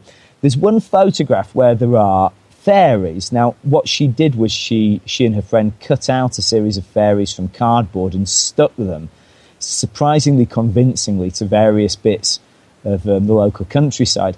But in this one, the fairies are, as we would say, they seem to be materialising. And so what some people have said, this is a double exposure of a photograph, whereas instead the original fairy seer, the girl who saw it, Elsie, claims that this was a genuine fairy photograph. And again, it's a little bit like that fairy music I've just described. Other than that, there are lots of these orb pictures. Some other pictures that I find very, very beautiful, and whatever you think of them, I think you'd enjoy them. There is a professor from Manchester University, and his name is Hyatt. I think that's Hyatt. Anyway, if you put Manchester Professor Fairies photograph into Google, you'd have no problem turning this up. And a couple of years ago, this poor guy was quite ill, I think actually quite seriously ill. And as a sort of therapy, he went out and took photographs. And while he was taking photographs in a very beautiful area, this is the area where I was born, he captured on camera what he claims are fairies. And there's been a lot of controversy about this, whether these are fairies or whether they're insects. But if you look at the photographs, they do look like little winged humanoids. And again, whatever you think of these photographs, you will enjoy them. They're wonderful works of art. I mean, he even put them on in an exhibition in Manchester in the north of the UK. So those are well worth looking for. Those are the big fairy pictures that stand out in my mind. What is a changeling? Right, a changeling, we're back here to the unpleasant side of fairies, I'm afraid. A changeling is the idea that you, Dave, and your wife are newly married and you have a baby. Your baby is a perfectly healthy baby. And then 5, 6 months, a year on, one day you come into the room and you find that your baby has been changed. Now, what does this mean? It means that you believe your baby has become a fairy, and that the fairies have stolen your baby and they've put a fairy baby in its place. How do you know this has happened? Well, you know it's happened because you can see that the baby has changed. For example, a baby who is very peaceful will start crying a great deal. We all know those babies who cry all the time. Sometimes in slightly older children, you have cases where perhaps at 2 or 3, a child who can speak suddenly stops speaking. Now, the modern interpretation of this is normally that these are simply illnesses that children have, or we all know, anyone who's had children, that kids go through phases. The problem is there's a very dark and unhappy side to this. That when people believed in changelings, this is something that hasn't really survived into modern fairy belief, but when people believed in changelings, and this was the case really up until the early 20th century in parts of Ireland, for example, they believed that the way to get the baby back was to treat your baby badly. And there are some examples of this. One example, a fairly benign one, would be that you would take your baby and you would leave it under a fairy tree in the wood, and you would come back 12 hours later. And this is a 12-month-year-old baby left in a wood where there are foxes and dangerous animals. But there are other much worse examples, and classic ones are you take a baby and you put it in the oven to burn a little bit, because what you're doing is you're scaring off the fairy and bringing your baby back. And there were some people who even believed that people, grown adults, particularly grown beautiful women, could become fairies. And there's one famous but horrific case from Ireland, from Tipperary, County Tipperary in the southwest of Ireland in 1895, where a woman called Bridget Cleary was believed by her husband and by her family, by her mum and dad, to have changed to a fairy. And all the family made her go through a series of rituals to get the real Bridget back. And at the end, in a fit of pique and anger, because her husband was so convinced she was a fairy, he poured petroleum, paraffin, over her and gave her a match. She was burnt alive. Horrific. And this is a very famous case. But 1895, someone in southwestern Ireland took these legends seriously enough that he actually burnt his own wife. Wow. So they do have a dark side, one that probably shouldn't be messed with. Is that all fairies, or is that just a certain representation of the species? I would say that almost all fairies in tradition have this dark side. I talked to you before about this great woman, Marjorie Johnson, who was a fairy seer and who did a fairy census in the 1950s.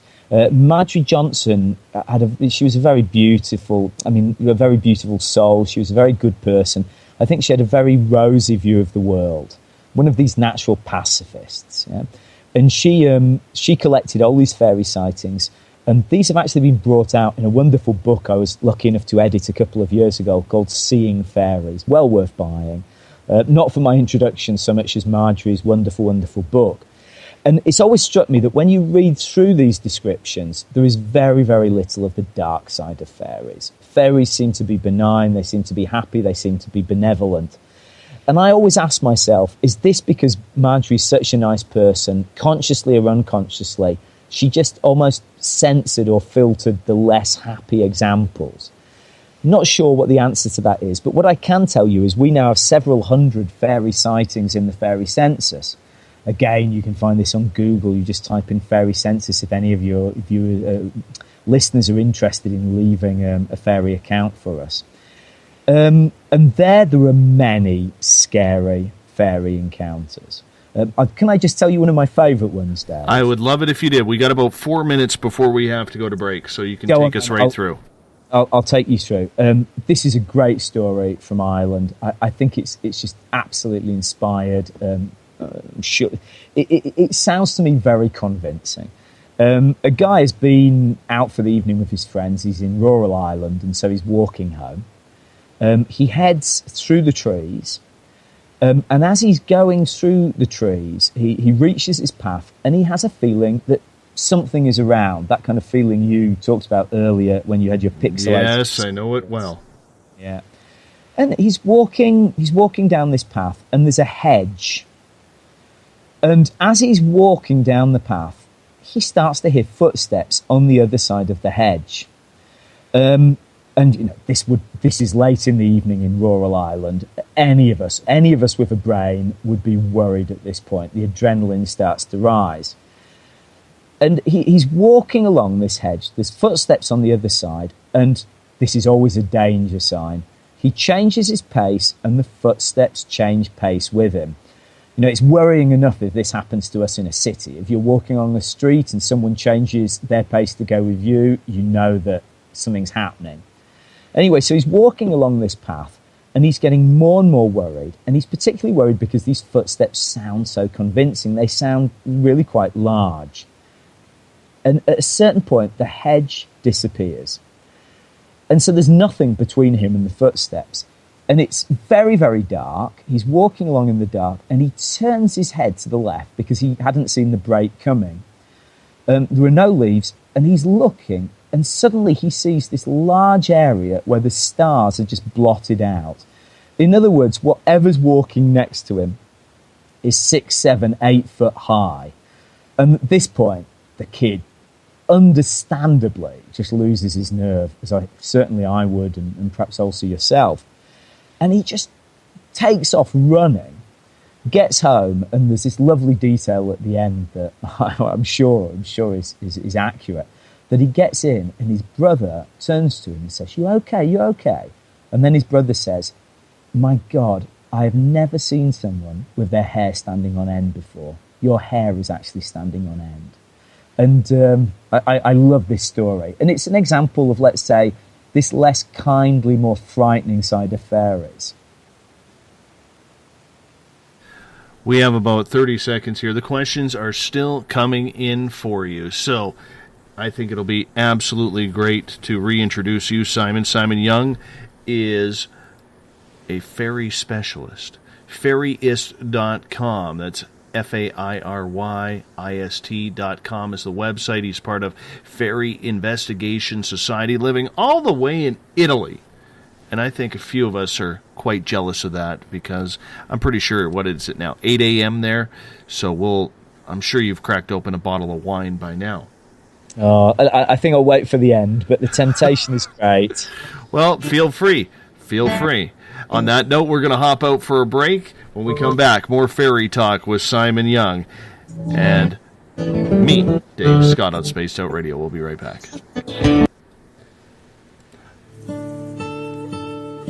Greetings and salutations, space travelers, from the Chronicles of the Unknown team. What is Chronicles of the Unknown? I keep hearing about this thing.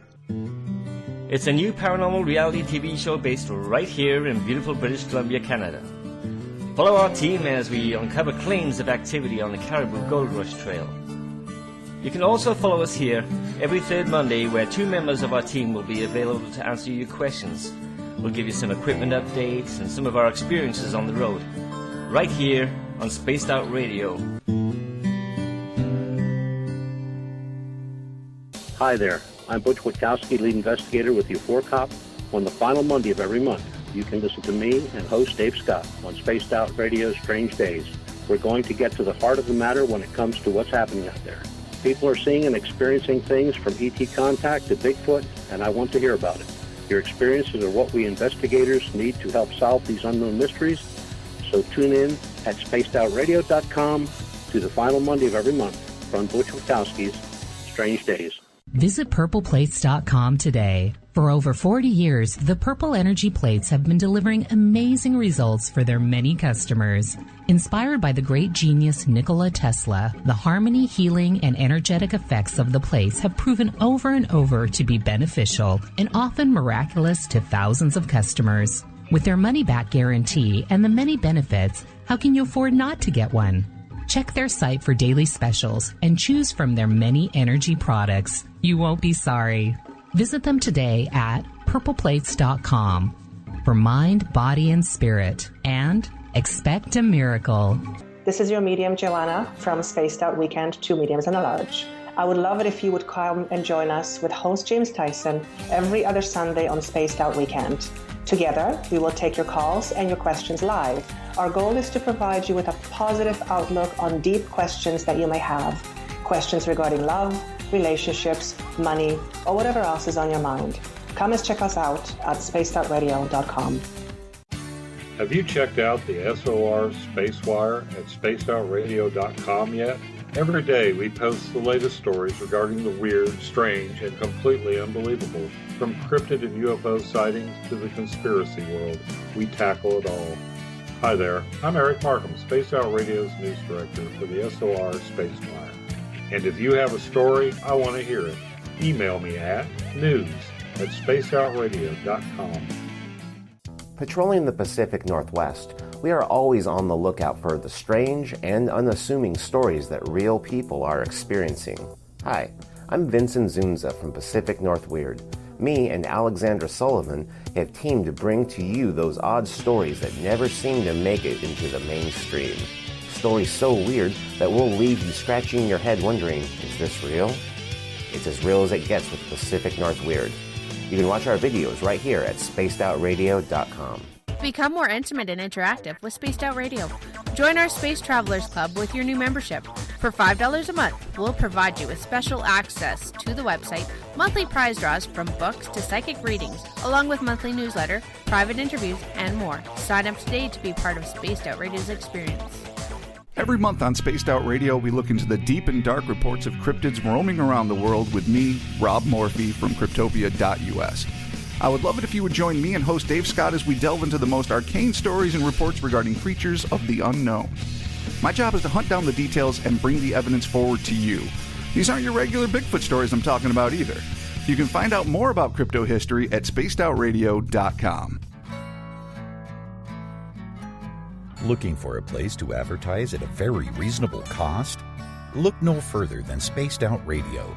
SpacedOutRadio.com has an advertising tab that you can click to check out our daily, weekly, and monthly packages to play on the radio, or our website including social media. From commercial spots to banners, we have it all. Check out our competitive pricing today.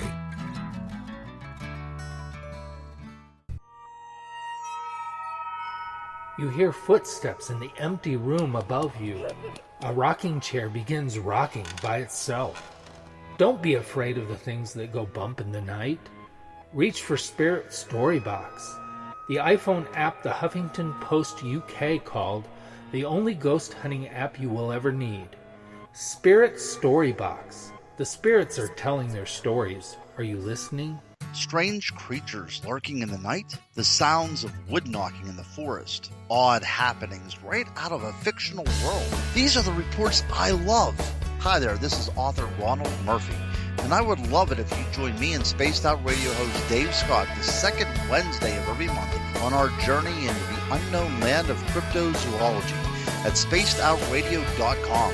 From Mothman to Frogman and everything in between. Hey, they don't call me the crypto guru for nothing. Find yourself constantly looking up in the sky, looking for answers? Have you had extraterrestrial contact? Are you an abductee? Looking for answers to your experiences? Hi there, I'm R. Keith Andrews, Spaced Out Radio's resident ET expert. Join me live the first Friday of every month where I take questions from the Spaced Out Radio chat room and help you understand those from the far-off world. It's 2 hours of knowledge every experiencer should listen to. Hope to see you there. Did you know that Spaced Out Radio runs 7 days a week? Hi, it's James Tyson from Spaced Out Weekend. Every Saturday and Sunday night, starting at 9 p.m. Pacific, midnight Eastern, you can join me and my guests for some great chatter about what's going on out in the universe, or even in that dark part of the basement you really don't want to go back into. Well, let's find the answers to your experiences together. So come on up to Uncle Jimbo's cabin on the weekend. For more information, look us up at spacedoutradio.com.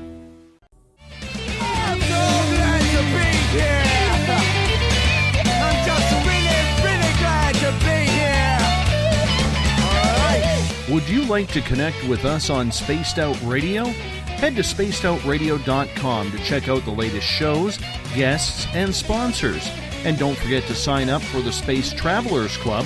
You'll find all you need at spacedoutradio.com.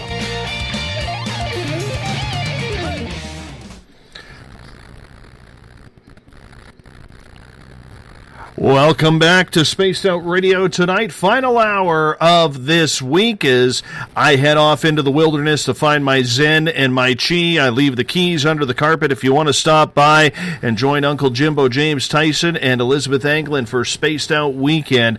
That happens every Saturday and Sunday night starting at 9 p.m. Pacific, midnight Eastern Time, as we enjoy everything that we do on the weekend so we can provide 7 days a week of broadcasting. The SOR password of the night, thaumaturgic. Set by Bill Cardwell, thaumaturgic is your password. I'm hoping I'm pronouncing that right. He usually tries to throw me a curveball every now and again. Hey, if you want to follow us on social media, you can do so at Spaced Out Radio. Give our Facebook page a like, Spaced Out Radio Show. On Instagram, I can be followed at Dave Scott SOR. Subscribe to our YouTube channel, Spaced Out Radio Show. And our website is spacedoutradio.com. While there, you can check out the SOR Space Wire by our news director, Eric Markham. You can sign up for the SOR Space Travelers. It's only $5 a month, and much more. You can also check out our show on TuneIn. And if you missed it, you can always go to iTunes and download the podcast. Literally, it pops up within minutes after the show. Tonight, we are talking fairies. Simon Young is with us. He is with the Fairie Investigation Society. He's coming to us all the way from Italy. And man, wouldn't I like being where you are right now, just on a vacation. Thanks for joining us and doing the full show, Simon. Well, it is great to be here again. Dave, I just wondered, as this is the last hour, if I could extend an invitation to you and your listeners. You've mentioned a few times that I'm a member of the Fairie Investigation Society. I just thought perhaps I'd quickly talk to you about that, and if any of your listeners are interested in joining. Fairie Investigation Society, as I said at the beginning, is a society dedicated to anyone interested in fairies or fairy lore. Some people believe, some people don't. What matters is that we're interested in fairies. There is no money involved at any point. There are a couple of hundred of us around the world. It's a very gentle organisation in the sense that the main thing we do is we put out 2 e-letters a year, so little newsletters.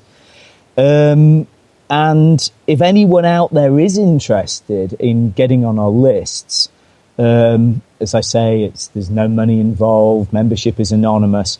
The thing to do is this. The secretary's email that I normally answer is, and I'll just give you the email address now, Fairie Investigation Society, all one word. So Fairie Investigation Society at gmail.com. And again, if anyone out there is interested, we're always interested in new members ourselves.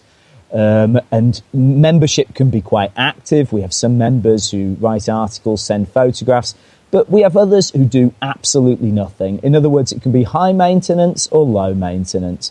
But if anyone out there is interested, we'd be really happy to hear from you. Thanks for providing that. I appreciate that. Let's get back to some questions, if you don't mind, Simon. And this one comes from Spear again.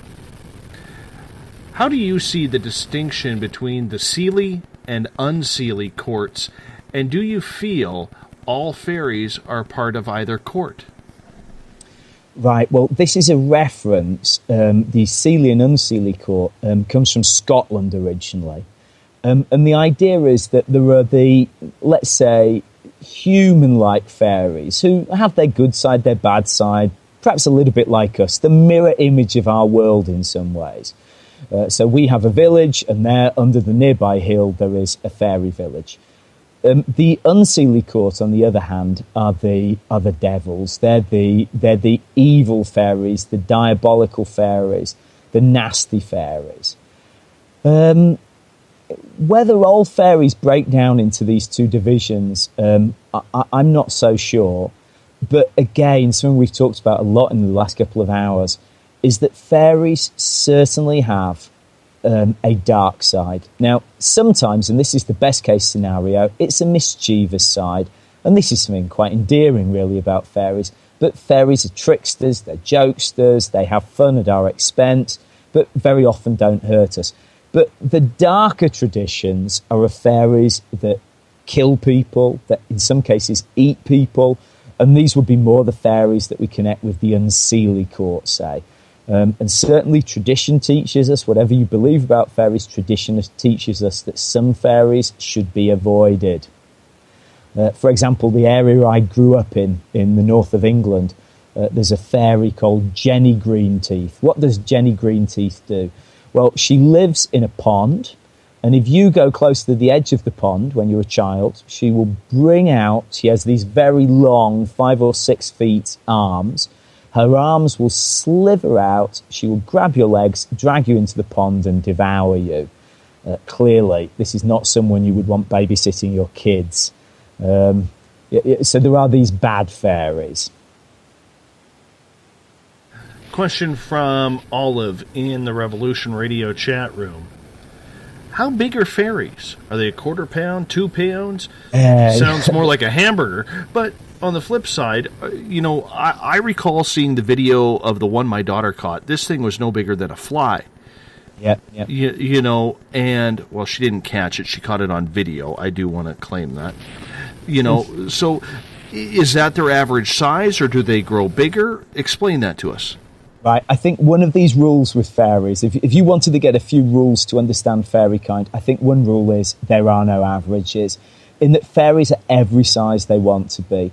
When we read accounts from, say, Ireland or Scotland where people meet fairies, they're usually human size. Fairies in English tradition tend to be maybe the size of a 10-year-old. What's that, 4, 6, 5 feet? Perhaps even, maybe even 4 foot. Then we then have smaller fairies who are perhaps a foot high. And then we have, to use this word again, the Tinkerbell tradition of fairies that are just like little flies. They're very, very small, perhaps thumb size or perhaps nail size even. Now, I would like to say that there is an authentic size, but there simply isn't. In that even when you go back and you look at the medieval records of fairies, they're described as being all different dimensions. And I think there is the idea that there are just different types. And then, of course, it all becomes that much more complicated because we've used right through tonight this word shape-shifting. Fairies can change their size. I was telling you that story about the poor bloke out walking in Ireland who finds someone on the other side of his hedge and is confronted by this giant when finally the hedge ends. Some fairies are reported as being much bigger than human beings. So again, no average with fairies. What's interesting is just the anarchy and the chaos, just how many different possibilities there are. Corrine in the Spaced Out Radio chat room has a question. She says, Simon, my ex-boyfriend saw what appeared to be a fairy. It was about 10 inches big, floating above the water in his mother's backyard. It was a very magical property. Have you ever heard of this? It was totally white, with wings, and floated straight upward.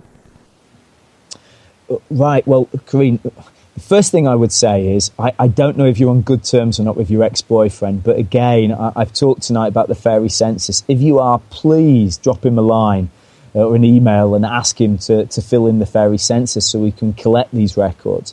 Second thing I'd say is, there are lots of reports of creatures like this. Now, the obvious thing to say here is, if people are seeing things that are...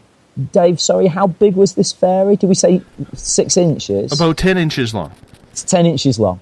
Okay, if you're seeing things that are between a foot and an inch, say, flying in the garden, there is always the danger that we're talking about a bird or an insect. However, we get a lot of these reports, so I suppose that's something I can say. These small winged animals that people see in their garden and that they see as fairies.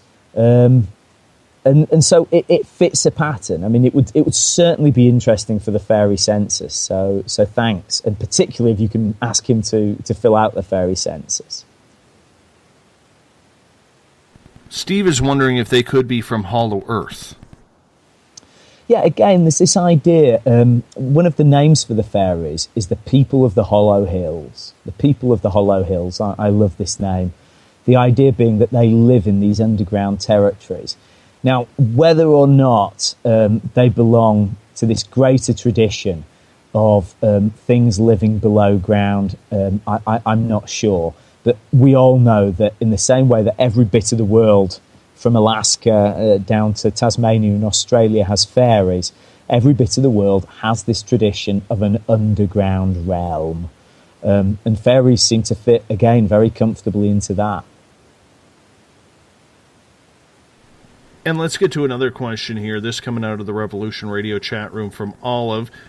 Do you believe, then, fairies could be reptilians? I've never come across evidence of that, but I have seen fairies certainly are described as changing into animals. However, I'm trying to think, I can never remember fairies being described as snakes or reptiles or anything like that. So my guess would be, at first hand, no, but I'd have to think a bit more. Another question coming out of the Revolution Radio chat room, this from Zaphod. Are fairies related to ball lightning and other geomantic phenomena? Well, so think about the earlier question about light balls in pictures. Fairies are often interpreted, or rather, light phenomenon are often interpreted, rightly or wrongly, as fairies. And the best example I can give you of this is, perhaps it's not exactly a geomantic phenomenon, well, I suppose it is really, would be will-o'-the-wisp. I'm sure you're familiar with will-o'-the-wisp. The idea being that there are balls of light that roll around the ground, particularly at night, and they're particularly associated with marshy areas. And the normal explanation, whether it's right or wrong, I have no idea, is that these are marsh gases. Now, when people saw will-o'-the-wisps in the 19th century, or the early 20th century in the UK anyway, they interpreted them pretty consistently as fairies. So I think there's a lot to be said for that idea. Yeah. Eric is wondering if you could touch again on the Banshee and the Bean Sidhe, or Sidha yet. Yeah, the Banshee. Banshee, sorry. No, this is Gaelic spelling. Gaelic has the most difficult spelling in the world. The Banshee, or the Banshee in Gaelic, literally means the fairy woman. The fairy woman should be a fairy, and yet what I'm about to describe to you is one of these rather weirder offstage figures. The idea of the Banshee is that every family in Ireland, or at least every traditional Irish family, has a family spirit. And this family spirit is the Banshee. So there are lots of different Banshees. It's not like Father Christmas where there's one. There's a whole series of them connected to different families. And these Banshee have the rather unfortunate job of only turning up when someone is about to die in the family. So they portend death. What this means is if my 100-year-old granddad is on his very last legs, the young family Banshee would turn up and give a warning to the family. How do they warn the family? They scream. They scream. So actually, Banshees are not often seen, they're heard. What you will have is a family sitting around the fire, excuse me, in rural Ireland, and they will all be sitting there, and suddenly they will hear this horrible, screeching, piercing scream from outside. And it's supposed to sound like nothing else on earth. Again, to use a phrase I gave you earlier, it makes your hair stand on end. And so that's the idea of the Banshee. The Banshee is this family fairy, a fairy connected to the family, a family spirit who will tell you when someone in the family is about to die. Now, I'll give you this because so many of your listeners tonight will be Canadian or American, from North America anyway. It's interesting that fairies usually didn't seem to cross the Atlantic with European settlers. Banshees are an exception. We have several examples from North America of Irish families who continued to hear banshee screams in the New World. And we even have examples, in fact, it's a very memorable one from Ontario of this. And we also have examples of families in Ireland hearing the banshee scream when family members in the US or Canada died. So this is a tradition, one of the few fairy traditions that has an Atlantic feel to it. That's amazing that right across an ocean that could keep the families in touch with who's dying. Yes. That's a little eerie. I'm not going to lie about that. to say the least. Wow. I can't resist, Dave. I have another. As we're talking North America tonight, you've got to think with North America, particularly. I deal a lot with the 19th century, and there aren't that many fairy traditions. But I'll tell you this amazing fairy story I came across the other day from the other side of Canada. I think you'll enjoy it. From Prince Edward's Island. It's a guy on Prince Edward's Island who's a local farmer and has a reputation for being, as they used to say there, uncanny. In other words, this is someone in the 10%, someone who has paranormal experiences. And he invites all his neighbours over to a dance. And what's great about this story is we have people at the dance who wrote the story, who told us what happened. So make of this what you will. It's certainly a great experience that he describes. Anyway, at a certain point, the farmer who's hosting the dance says he's going to go and check in the barn. So he walks out to the barn. It's November, December, so there's snow on the ground. Walks out to the barn, and half an hour later, no one comes back. 40 minutes later, no one comes back. At this point, his family and friends start to get a bit anxious. And they go out into the farmyard to look for him. Now, of course, it's snow on the ground, so they follow the snow prints. And they follow the snow prints, and they see that past the barn, this guy, his prints are lengthening. He's running from something. He's running, and these footprints rush, they disappear at a fence on the edge of the property, where he seems to have jumped up on top of the fence and then just disappears. So the prints run out on top of the fence. At this point, everyone's terrified. This is 19th century Prince Edward's Island. The evidence in any terms is worrying. And they all go back to the dance extremely concerned. I think it's 4 hours later, the guy turns up again. And he comes in and he says, "Oh, those damn fairies. They picked me up. They took me." And he gives this great description of how the fairies rushed him over the sea and took him all the way back to Europe, and then rushed him back again. And I actually, just for fun, worked this out. And if we can believe this story, and of course this is a big if, the fairies were travelling at the speed of Concorde. To get to Ireland and to Prince Edward's Island in 4 hours and back again means you have to be pretty much flying at the speed of Concorde. That is amazing. That is just amazing. Personally, I think he probably got taken by aliens, but that's just me. Sounds more like an alien trip than anything else. Listen, if it's an alien trip, and I'm not saying it's not, it's certainly a very unusual story. If it's an alien trip, the weird thing about it is he describes flying over the seas, and the fairies kept asking him things, and when he refused to answer, they would dip him into the sea. And I always think this poor guy being lowered into the sea by these psychotic fairies is a picture I treasure. So again, but it goes back to what I was saying before. Probably we're dealing with filters here. If this happened to someone in 1970 or 2015, no one's going to say the fairies took me. They'd think of it in terms of aliens. You're absolutely right. For sure. Absolutely indeed. Joe has a question in the SOR Space Travelers. He is asking, I haven't seen it lately, but sometimes I see tiny little flashes of blue light in the woods. Could this be something from the fairy realm? Right, so again, I don't know, but I know that people often interpret these lights. These lights are commonly seen in the wood, and they're commonly interpreted in this way. This is something else that's appeared often in the fairy census. In Europe, the obvious thing to blame for these, if we want a non-paranormal explanation, would be some kind of firefly. Particularly in areas where fireflies aren't common, so they're a little bit frightening to see, or they're a little bit shocking. But yeah, this comes up again and again in the fairy census. When I did the fairy census, and it's still going to keep going for about 6 more months, and then I hope to publish it as a free PDF that anyone can download and enjoy. But there are certain common themes that come back. So I think it was Corinne before describing her ex-boyfriend.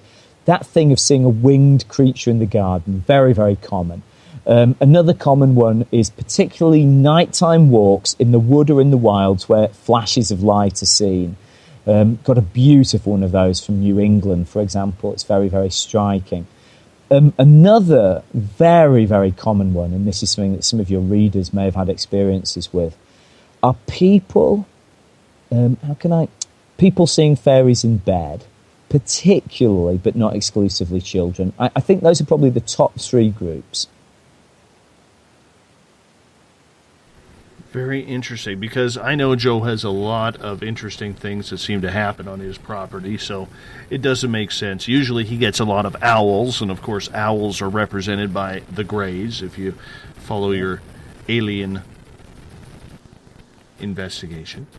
Another question here from Daryl in the Spaced Out Radio chat room. She is asking, it may be a stupid question, which I don't think it really is, but in your opinion then, what is the difference between the way you've explained fairies and what people perceive as angels? Look, this is actually really interesting.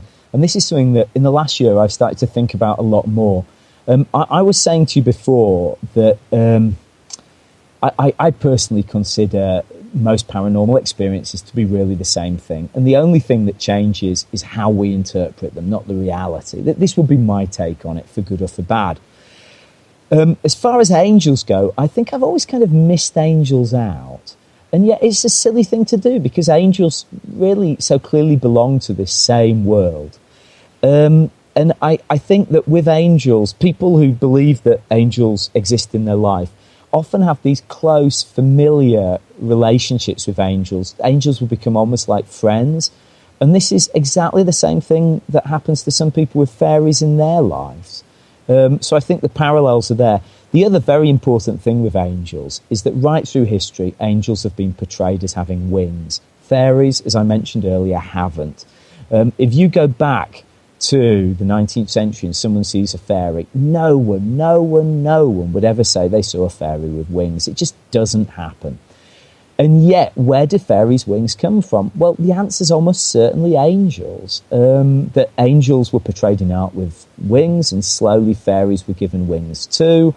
And eventually, this seems to have seeped down into our idea of what fairies look like. No, but certainly not a stupid question. Really a very, very interesting one, the connection between fairies and angels. We touched on this a little bit early in the program, but Steve is asking, do you think, Simon, that fairies, UFOs, Bigfoot, gnomes, elves are all one and the same? Yeah, I'm aware that I'm going to irritate people with this, but my answer is yes. Now, I have no proof for this. It's more on the level of instinct. But I think all of these phenomena are the same. And I mean, I know there are people, lots of people perhaps out there, who really believe that UFOs visit planet Earth, aliens get off their ships. For all I know, this may have happened. I suppose there is a chance sometime in history this has happened. But given the number of alien encounters people have, I would interpret alien encounters as just being part of the same continuum, part of the same kind of things. The problem is, though, and this is one I've not tried to answer because I haven't the foggiest idea of how you would answer this. The problem is, how do you explain that one person sees an alien, one person sees a fairy, and yet they just see them in such different ways? The only answer I've ever really seen to someone attempting to give an answer to this, most people just don't bother or avoid the question, is that if there are intelligences outside our minds, then these intelligences cloak themselves as we expect to see them. Now, that to me sounds... Again, I'm a little bit suspicious of paranormal things in general. I prefer to think of it as something happening in the human mind, but I think that's the only explanation I personally can take that seriously. Because otherwise, I just have no way of getting a handle on all this material. I'm really thankful that Steve brought up the whole gnome factor here, because gnomes literally scare the living daylights out of me. And now my audience is going to go absolutely crazy in the chat rooms, as they do every time I mention the GN word. You know, because them little bastards, I'm just not sure of them. You know, they scare me. I don't get scared by much in this field. I mean, I've seen aliens, I've seen UFOs, I've seen paranormal activity, I've seen ghosts, I've seen Bigfoot, I've seen shadow people, but them damn gnomes, man, those things scare me. They just scare me. Yeah, here that comes in the chat rooms now. Thank you. I appreciate all your harassment. What is it with gnomes? Why are they so freaky? Well, I guess it's a personal thing. I always find them not so freaky, but just to situate gnomes in the fairy kingdom, there's the idea that different kinds of fairies, this goes back to the earlier question about dragons, say, different kind of fairies represent different elements. So what we think of as fairies are particularly associated with, say, the fields with green, this kind of thing. There are other kinds of fairies called sylphs, which are associated with the air, with the heavens, with the sky. When we talked about dragons or salamanders, that's a kind of fairy that's associated with fire. And gnomes, what are gnomes associated? Well, gnomes are associated above all with rocks and the earth, but particularly rocks. So there's the idea, let's say that near your house there's an impressive rock. Someone who believed in fairy elementals would believe that the rock had a spirit, and that spirit would be a gnome. Still don't like them. Still don't like them. They just, some about those damn things just creep me out.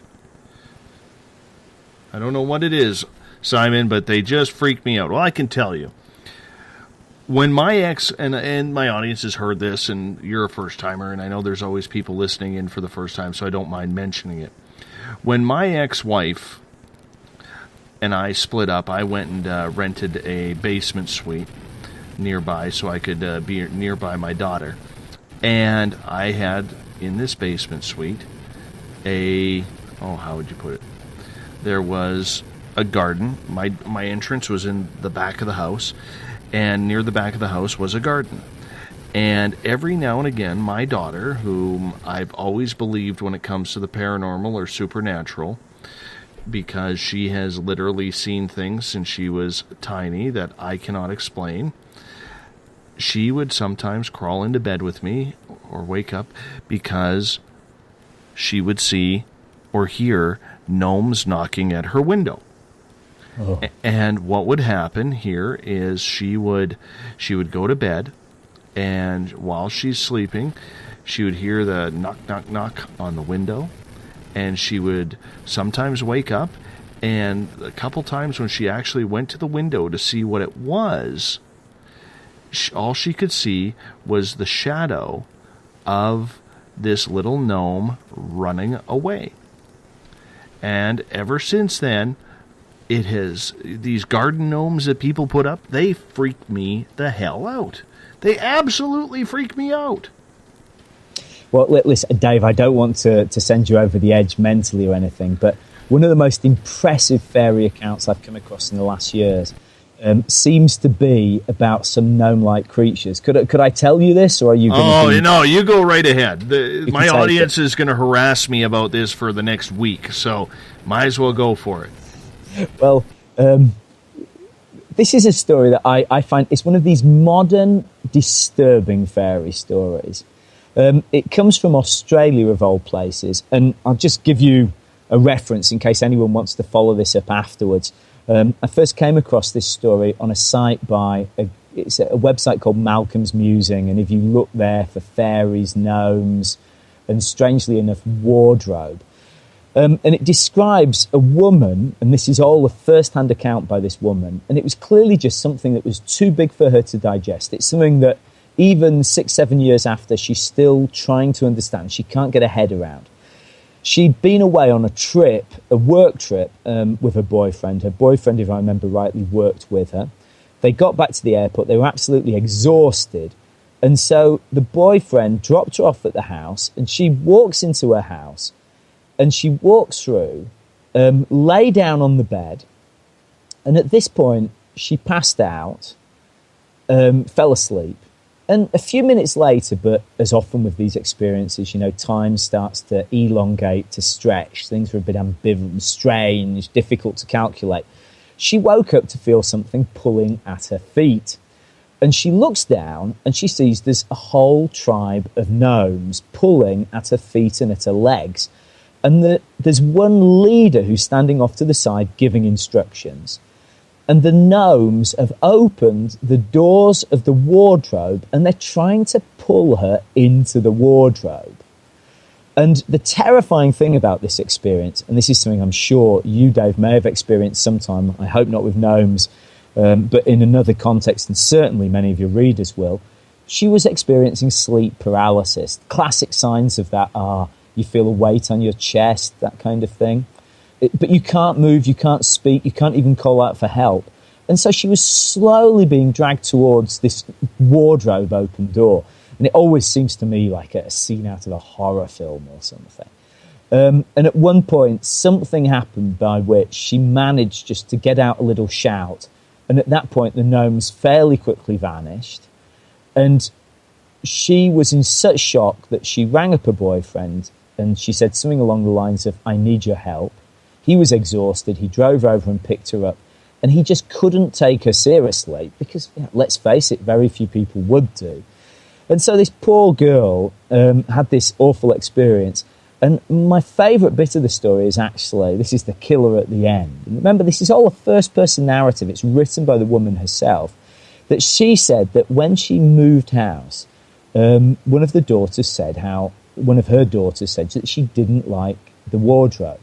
And the mother said, "Why not?" And the daughter, who was, 6, 7, said, "That's where the gnomes live." Now, the mother had never talked about her experience, and the daughter had just mentioned it by chance.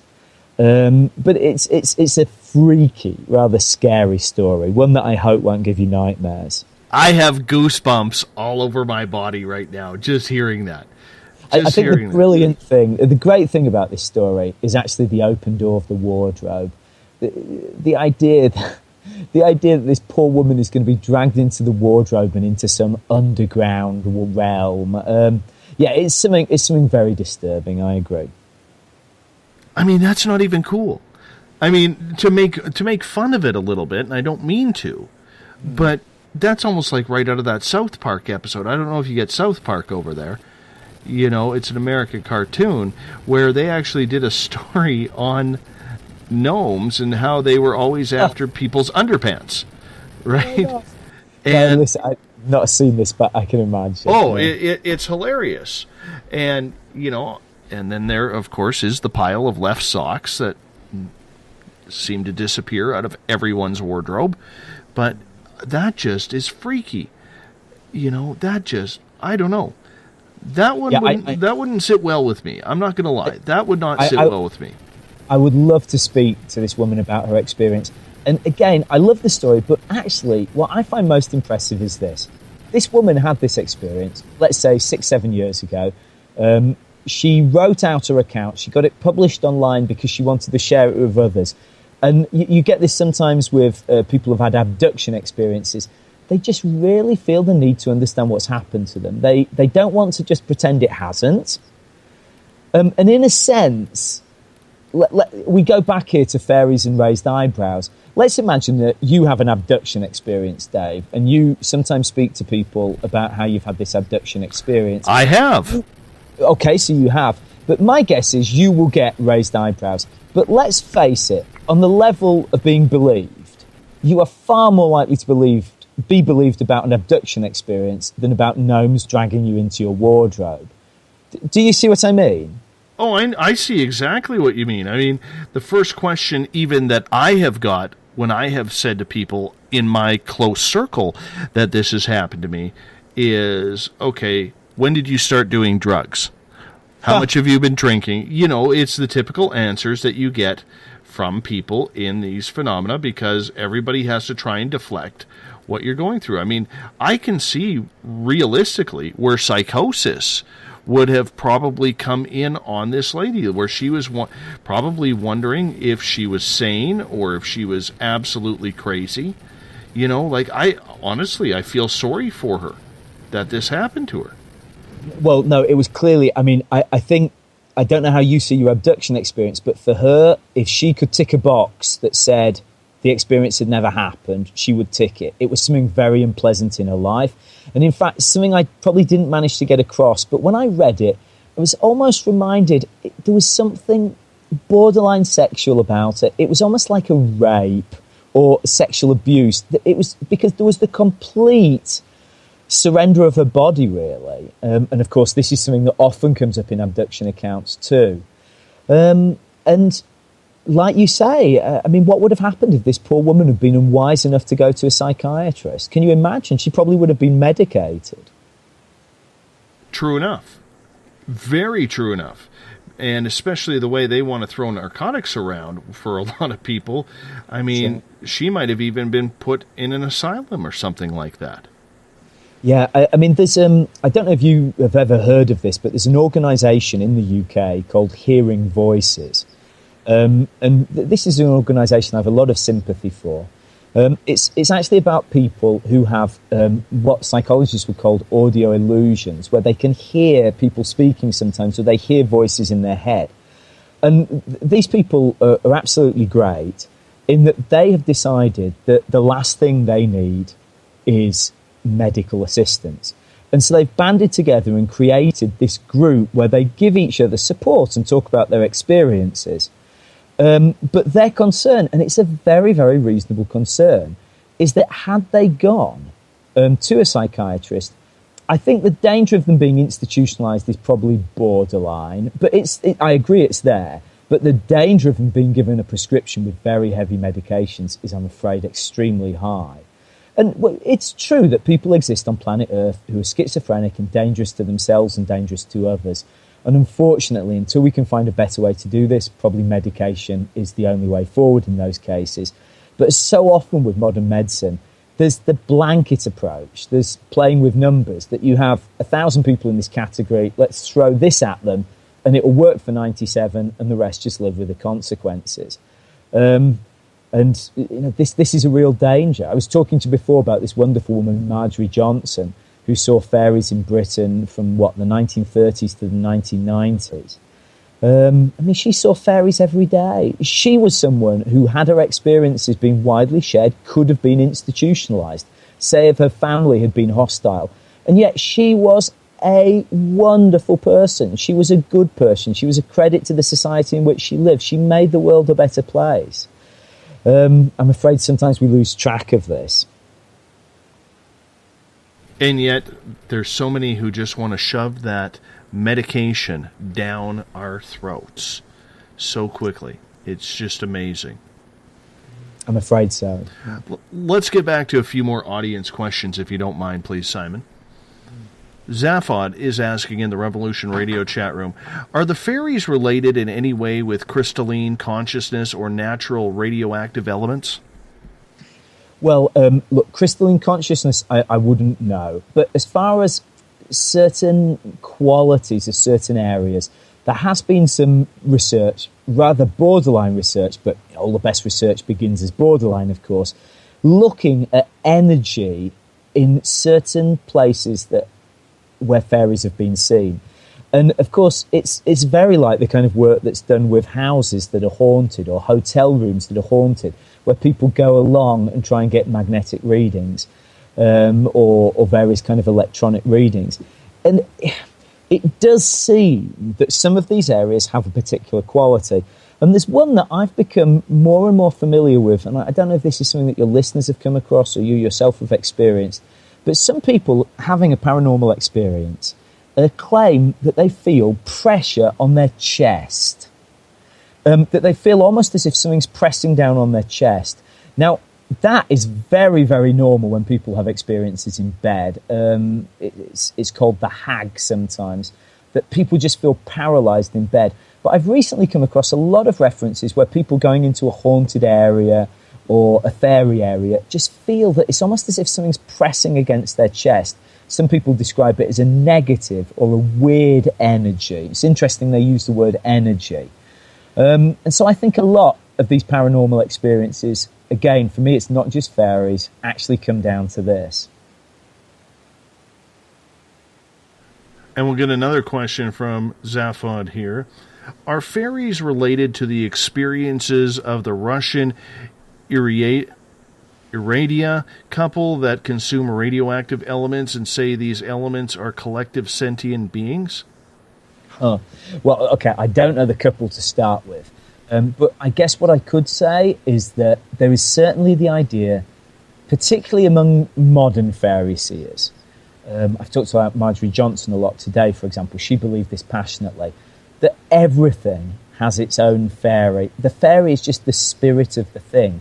So in her world, if you pick up a pebble on the beach, that pebble has within it a very simple form of life. Now, if you go down that road, I suppose you can get to consuming radioactive objects. It sounds pretty radical to me, but certainly there is this sense. One community or one group of people who've been very, very strong with this, and that some of your listeners may have heard of, is Findhorn in Scotland. Findhorn was a very unattractive piece of land that was taken over in the 60s by really a group of spiritually inclined hippies. And they built a series of buildings there, and they began to try and communicate with the spirits of the place, what I would call fairies, the elementals. And they were able to grow the most extraordinary things through communicating. And the head of the Findhorn community believed she would actually talk to rocks. So she would hold a rock in her hand and try and communicate with the rock. And so there is definitely this school of thought. It's out there, and I'm sure that would plug into what we've just said. We'll go to another question in the Space Out Radio chat room. This comes from Daryl. Do these fairies, do they look like what we see, in nursery rhymes or books where they have the pointy boots, the pointy hat, and they dance along with gnomes or dwarfs? Yeah, I find this question really interesting. Let me be a bit radical here and turn it around. The way I look at this is it's not that the fairies... It's not that the fairies resemble Tinkerbell that we see in the cartoon. It's that we watch Tinkerbell and we see fairies that way. Let me explain that. That, for example, in the fairy census that I've been doing, again, you can easily find this on Google. If anyone has any experiences, we'd be really grateful for them. I find it really, really interesting how often people have experiences and say, and she looked just like Tinkerbell does in the cartoons. Or I had one experience of a tree spirit, and someone had written, he looks like Gollum in Lord of the Rings. Now, there are two ways we can explain this. The first way to explain it is that our brain is producing these using the images that we have. That these are, our brain is a projector, and we're projecting out things that we have picked up from our viewing experiences. And presumably Victorians, people 100 years ago, did the same thing reading books. The other way to look at it is that there are entities, there are beings out there, and it's not that we're projecting these entities, that they have a separate existence, but we are cloaking them, or they are dressing themselves as we would expect to see them. And I'll give you, if I can just give you, Dave, one example that I've always found really... Absolutely, you go right ahead. Interesting. Okay, this is an example from Nottingham. This is actually the city where Marjorie Johnson, the fairy seer I've talked about often today, lived. In the 1980s, I'm afraid I can't remember the exact year, but at a place called Woollerton Park, there's one of the most famous fairy sightings of modern times, because it's just such a striking sighting. And the great thing about this fairy sighting is that there were 4 witnesses. The 4 witnesses were old children at the local school, and they were aged 8, 9, that kind of age there. And they went into the park. It was early evening. It must have been in the late autumn or early winter, because after school it was already dark. And when they got to the park, they saw a series of lights, and then they started seeing, and this is wonderful, fairies driving around in little cars, just going, like almost bumper cars, at the fairground, driving around in little cars. And they gave this great description, and they were all interviewed separately on tape. And the experience was clearly very, very similar. And I have to say, for someone like me who says it's mostly or all in the mind, I find these things very, very difficult to explain. And these are the things that make me modest and, teach me a lesson, if you like. But I just want to make one observation about what I'm sure you'll agree is an incredible experience for these kids and for us to read about or to listen about. And that is that in the 70s and 80s in the UK, there was a television programme. I don't know if it ever got to Canada or the US.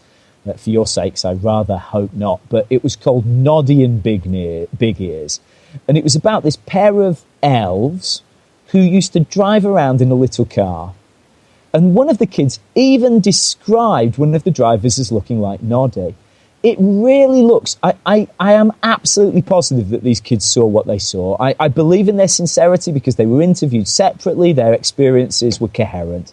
What I find fascinating is it's almost as if they've walked into an episode of one of their favourite TV programmes. Now, again, were they somehow collectively imagining this? Is that even possible? Or were there some entities that, to show themselves to the children, became their favourite television programme characters? I have no idea. And yet, I would love to know. That would be very intense to see what these children saw. I mean, that's like right out of the movies. That's so sci-fi, in my opinion, that, but hey, that's why we do this program. We can just ask away on these topics, because if people are seeing them, obviously the situation is happening. But Dave, I think you'll agree with me that let's say that you have an experience and you have this experience on your own. Or let's say you have, like you did with the Bigfoot, an experience out of the corner of your eye, but with another person. These are things that, for me, if I wanted to be a skeptic, I think I could explain away. But if you have 4 people together who have, in separate interviews, a very similar experience, then for the skeptic in me starts to wither up and die. I find these cases fascinating for that reason. Oh, I totally agree with you. Totally agree with you on that. Because for this realm to exist, there has to be plausible evidence of what people are seeing.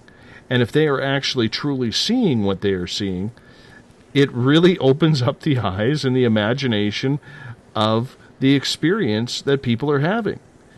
I mean, something I'll share with you here that might interest you and your listeners. I've found several references over the years to this phenomenon.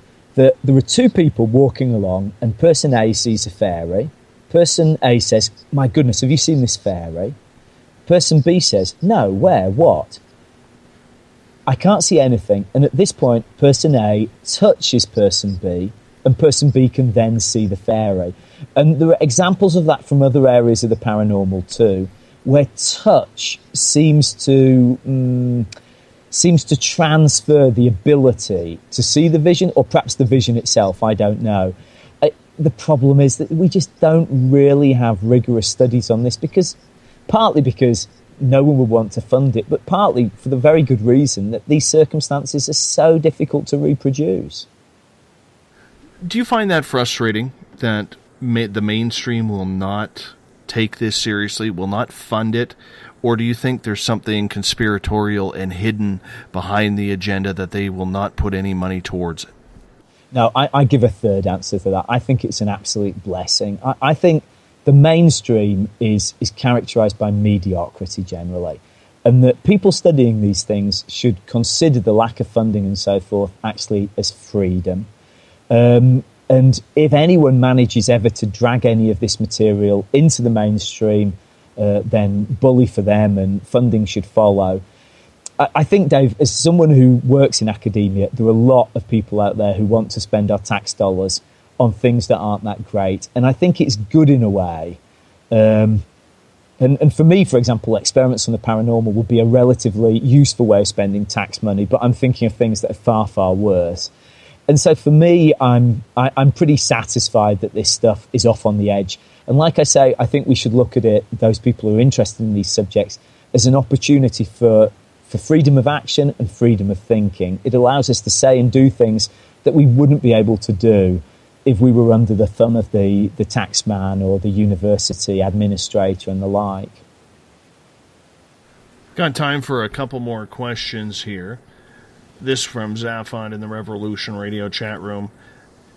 And it is, are these inorganic beings mentioned by you, Simon, or pardon me, mentioned by author Carlos, I can't even pronounce the last name, I'm so tired right now, but let's just say, Are they inorganic beings, or do you believe they are organic in the context of feeding off of the energy of human consciousness? Oh, wow. Well, the whole thing about feeding off the energy of human consciousness, I personally find that very attractive, because I think that if someone puts a gun to my head, I would say that that's what these beings are. They're either part of human consciousness that somehow detaches, or something external to human consciousness that comes into contact with it.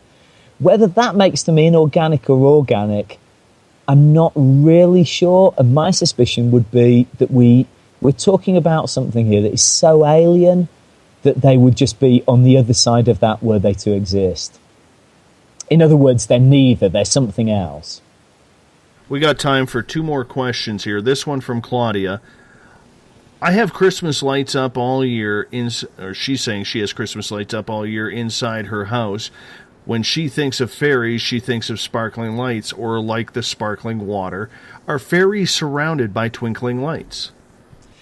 Well, again, so thinking of the fairy census, which for me is the biggest database we have of this material, the answer is that they are very, very, very often associated with lights, particularly the little flying ones. So if people are describing, say, a 6-foot fairy or a 3-foot fairy, usually there's not much talk of lights. But if people are describing these smaller fairies, the insects or the thumb size or the hand-sized fairies, and we've talked about a few of those today, this is off the top of my head, but I would guess 80% of the time there's something about them being luminous or being lit up. And final question for you tonight. This one will go from Steve in the Spaced Out Radio chat room. He is asking, and we got about 4 minutes left with you. He is asking, what is your most strangest story that you've had occurred or had told to you? Okay, well, listen. I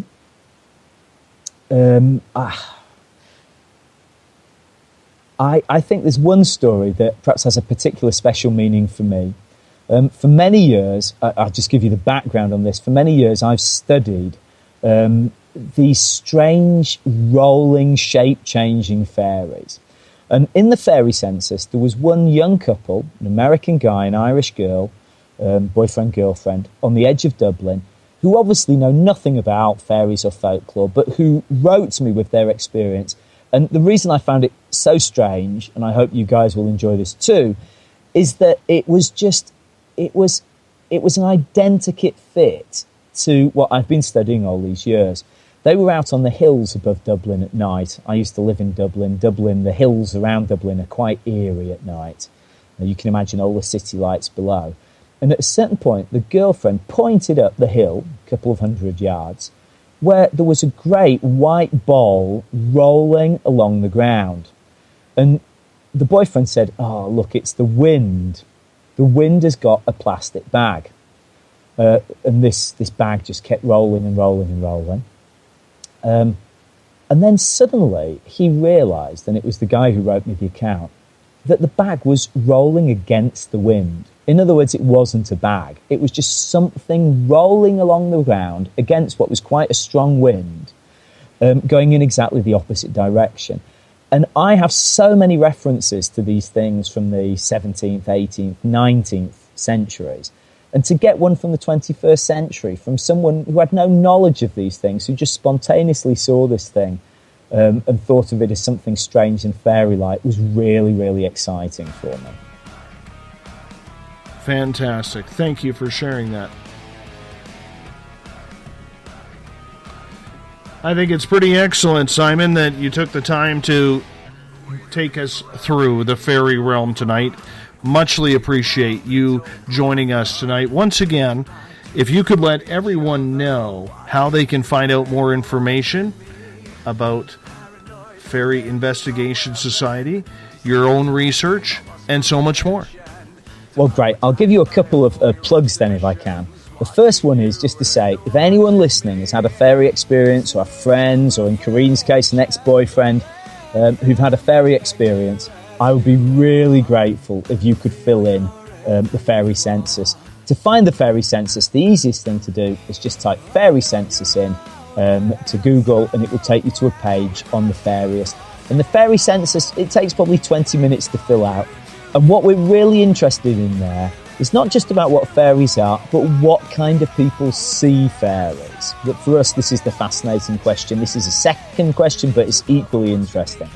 Second thing, if anyone out there is interested in fairies generally, the Fairie Investigation Society is always open to members, no money involved, very low maintenance. You just get a couple of e-letters a year, unless, of course, you want to do more.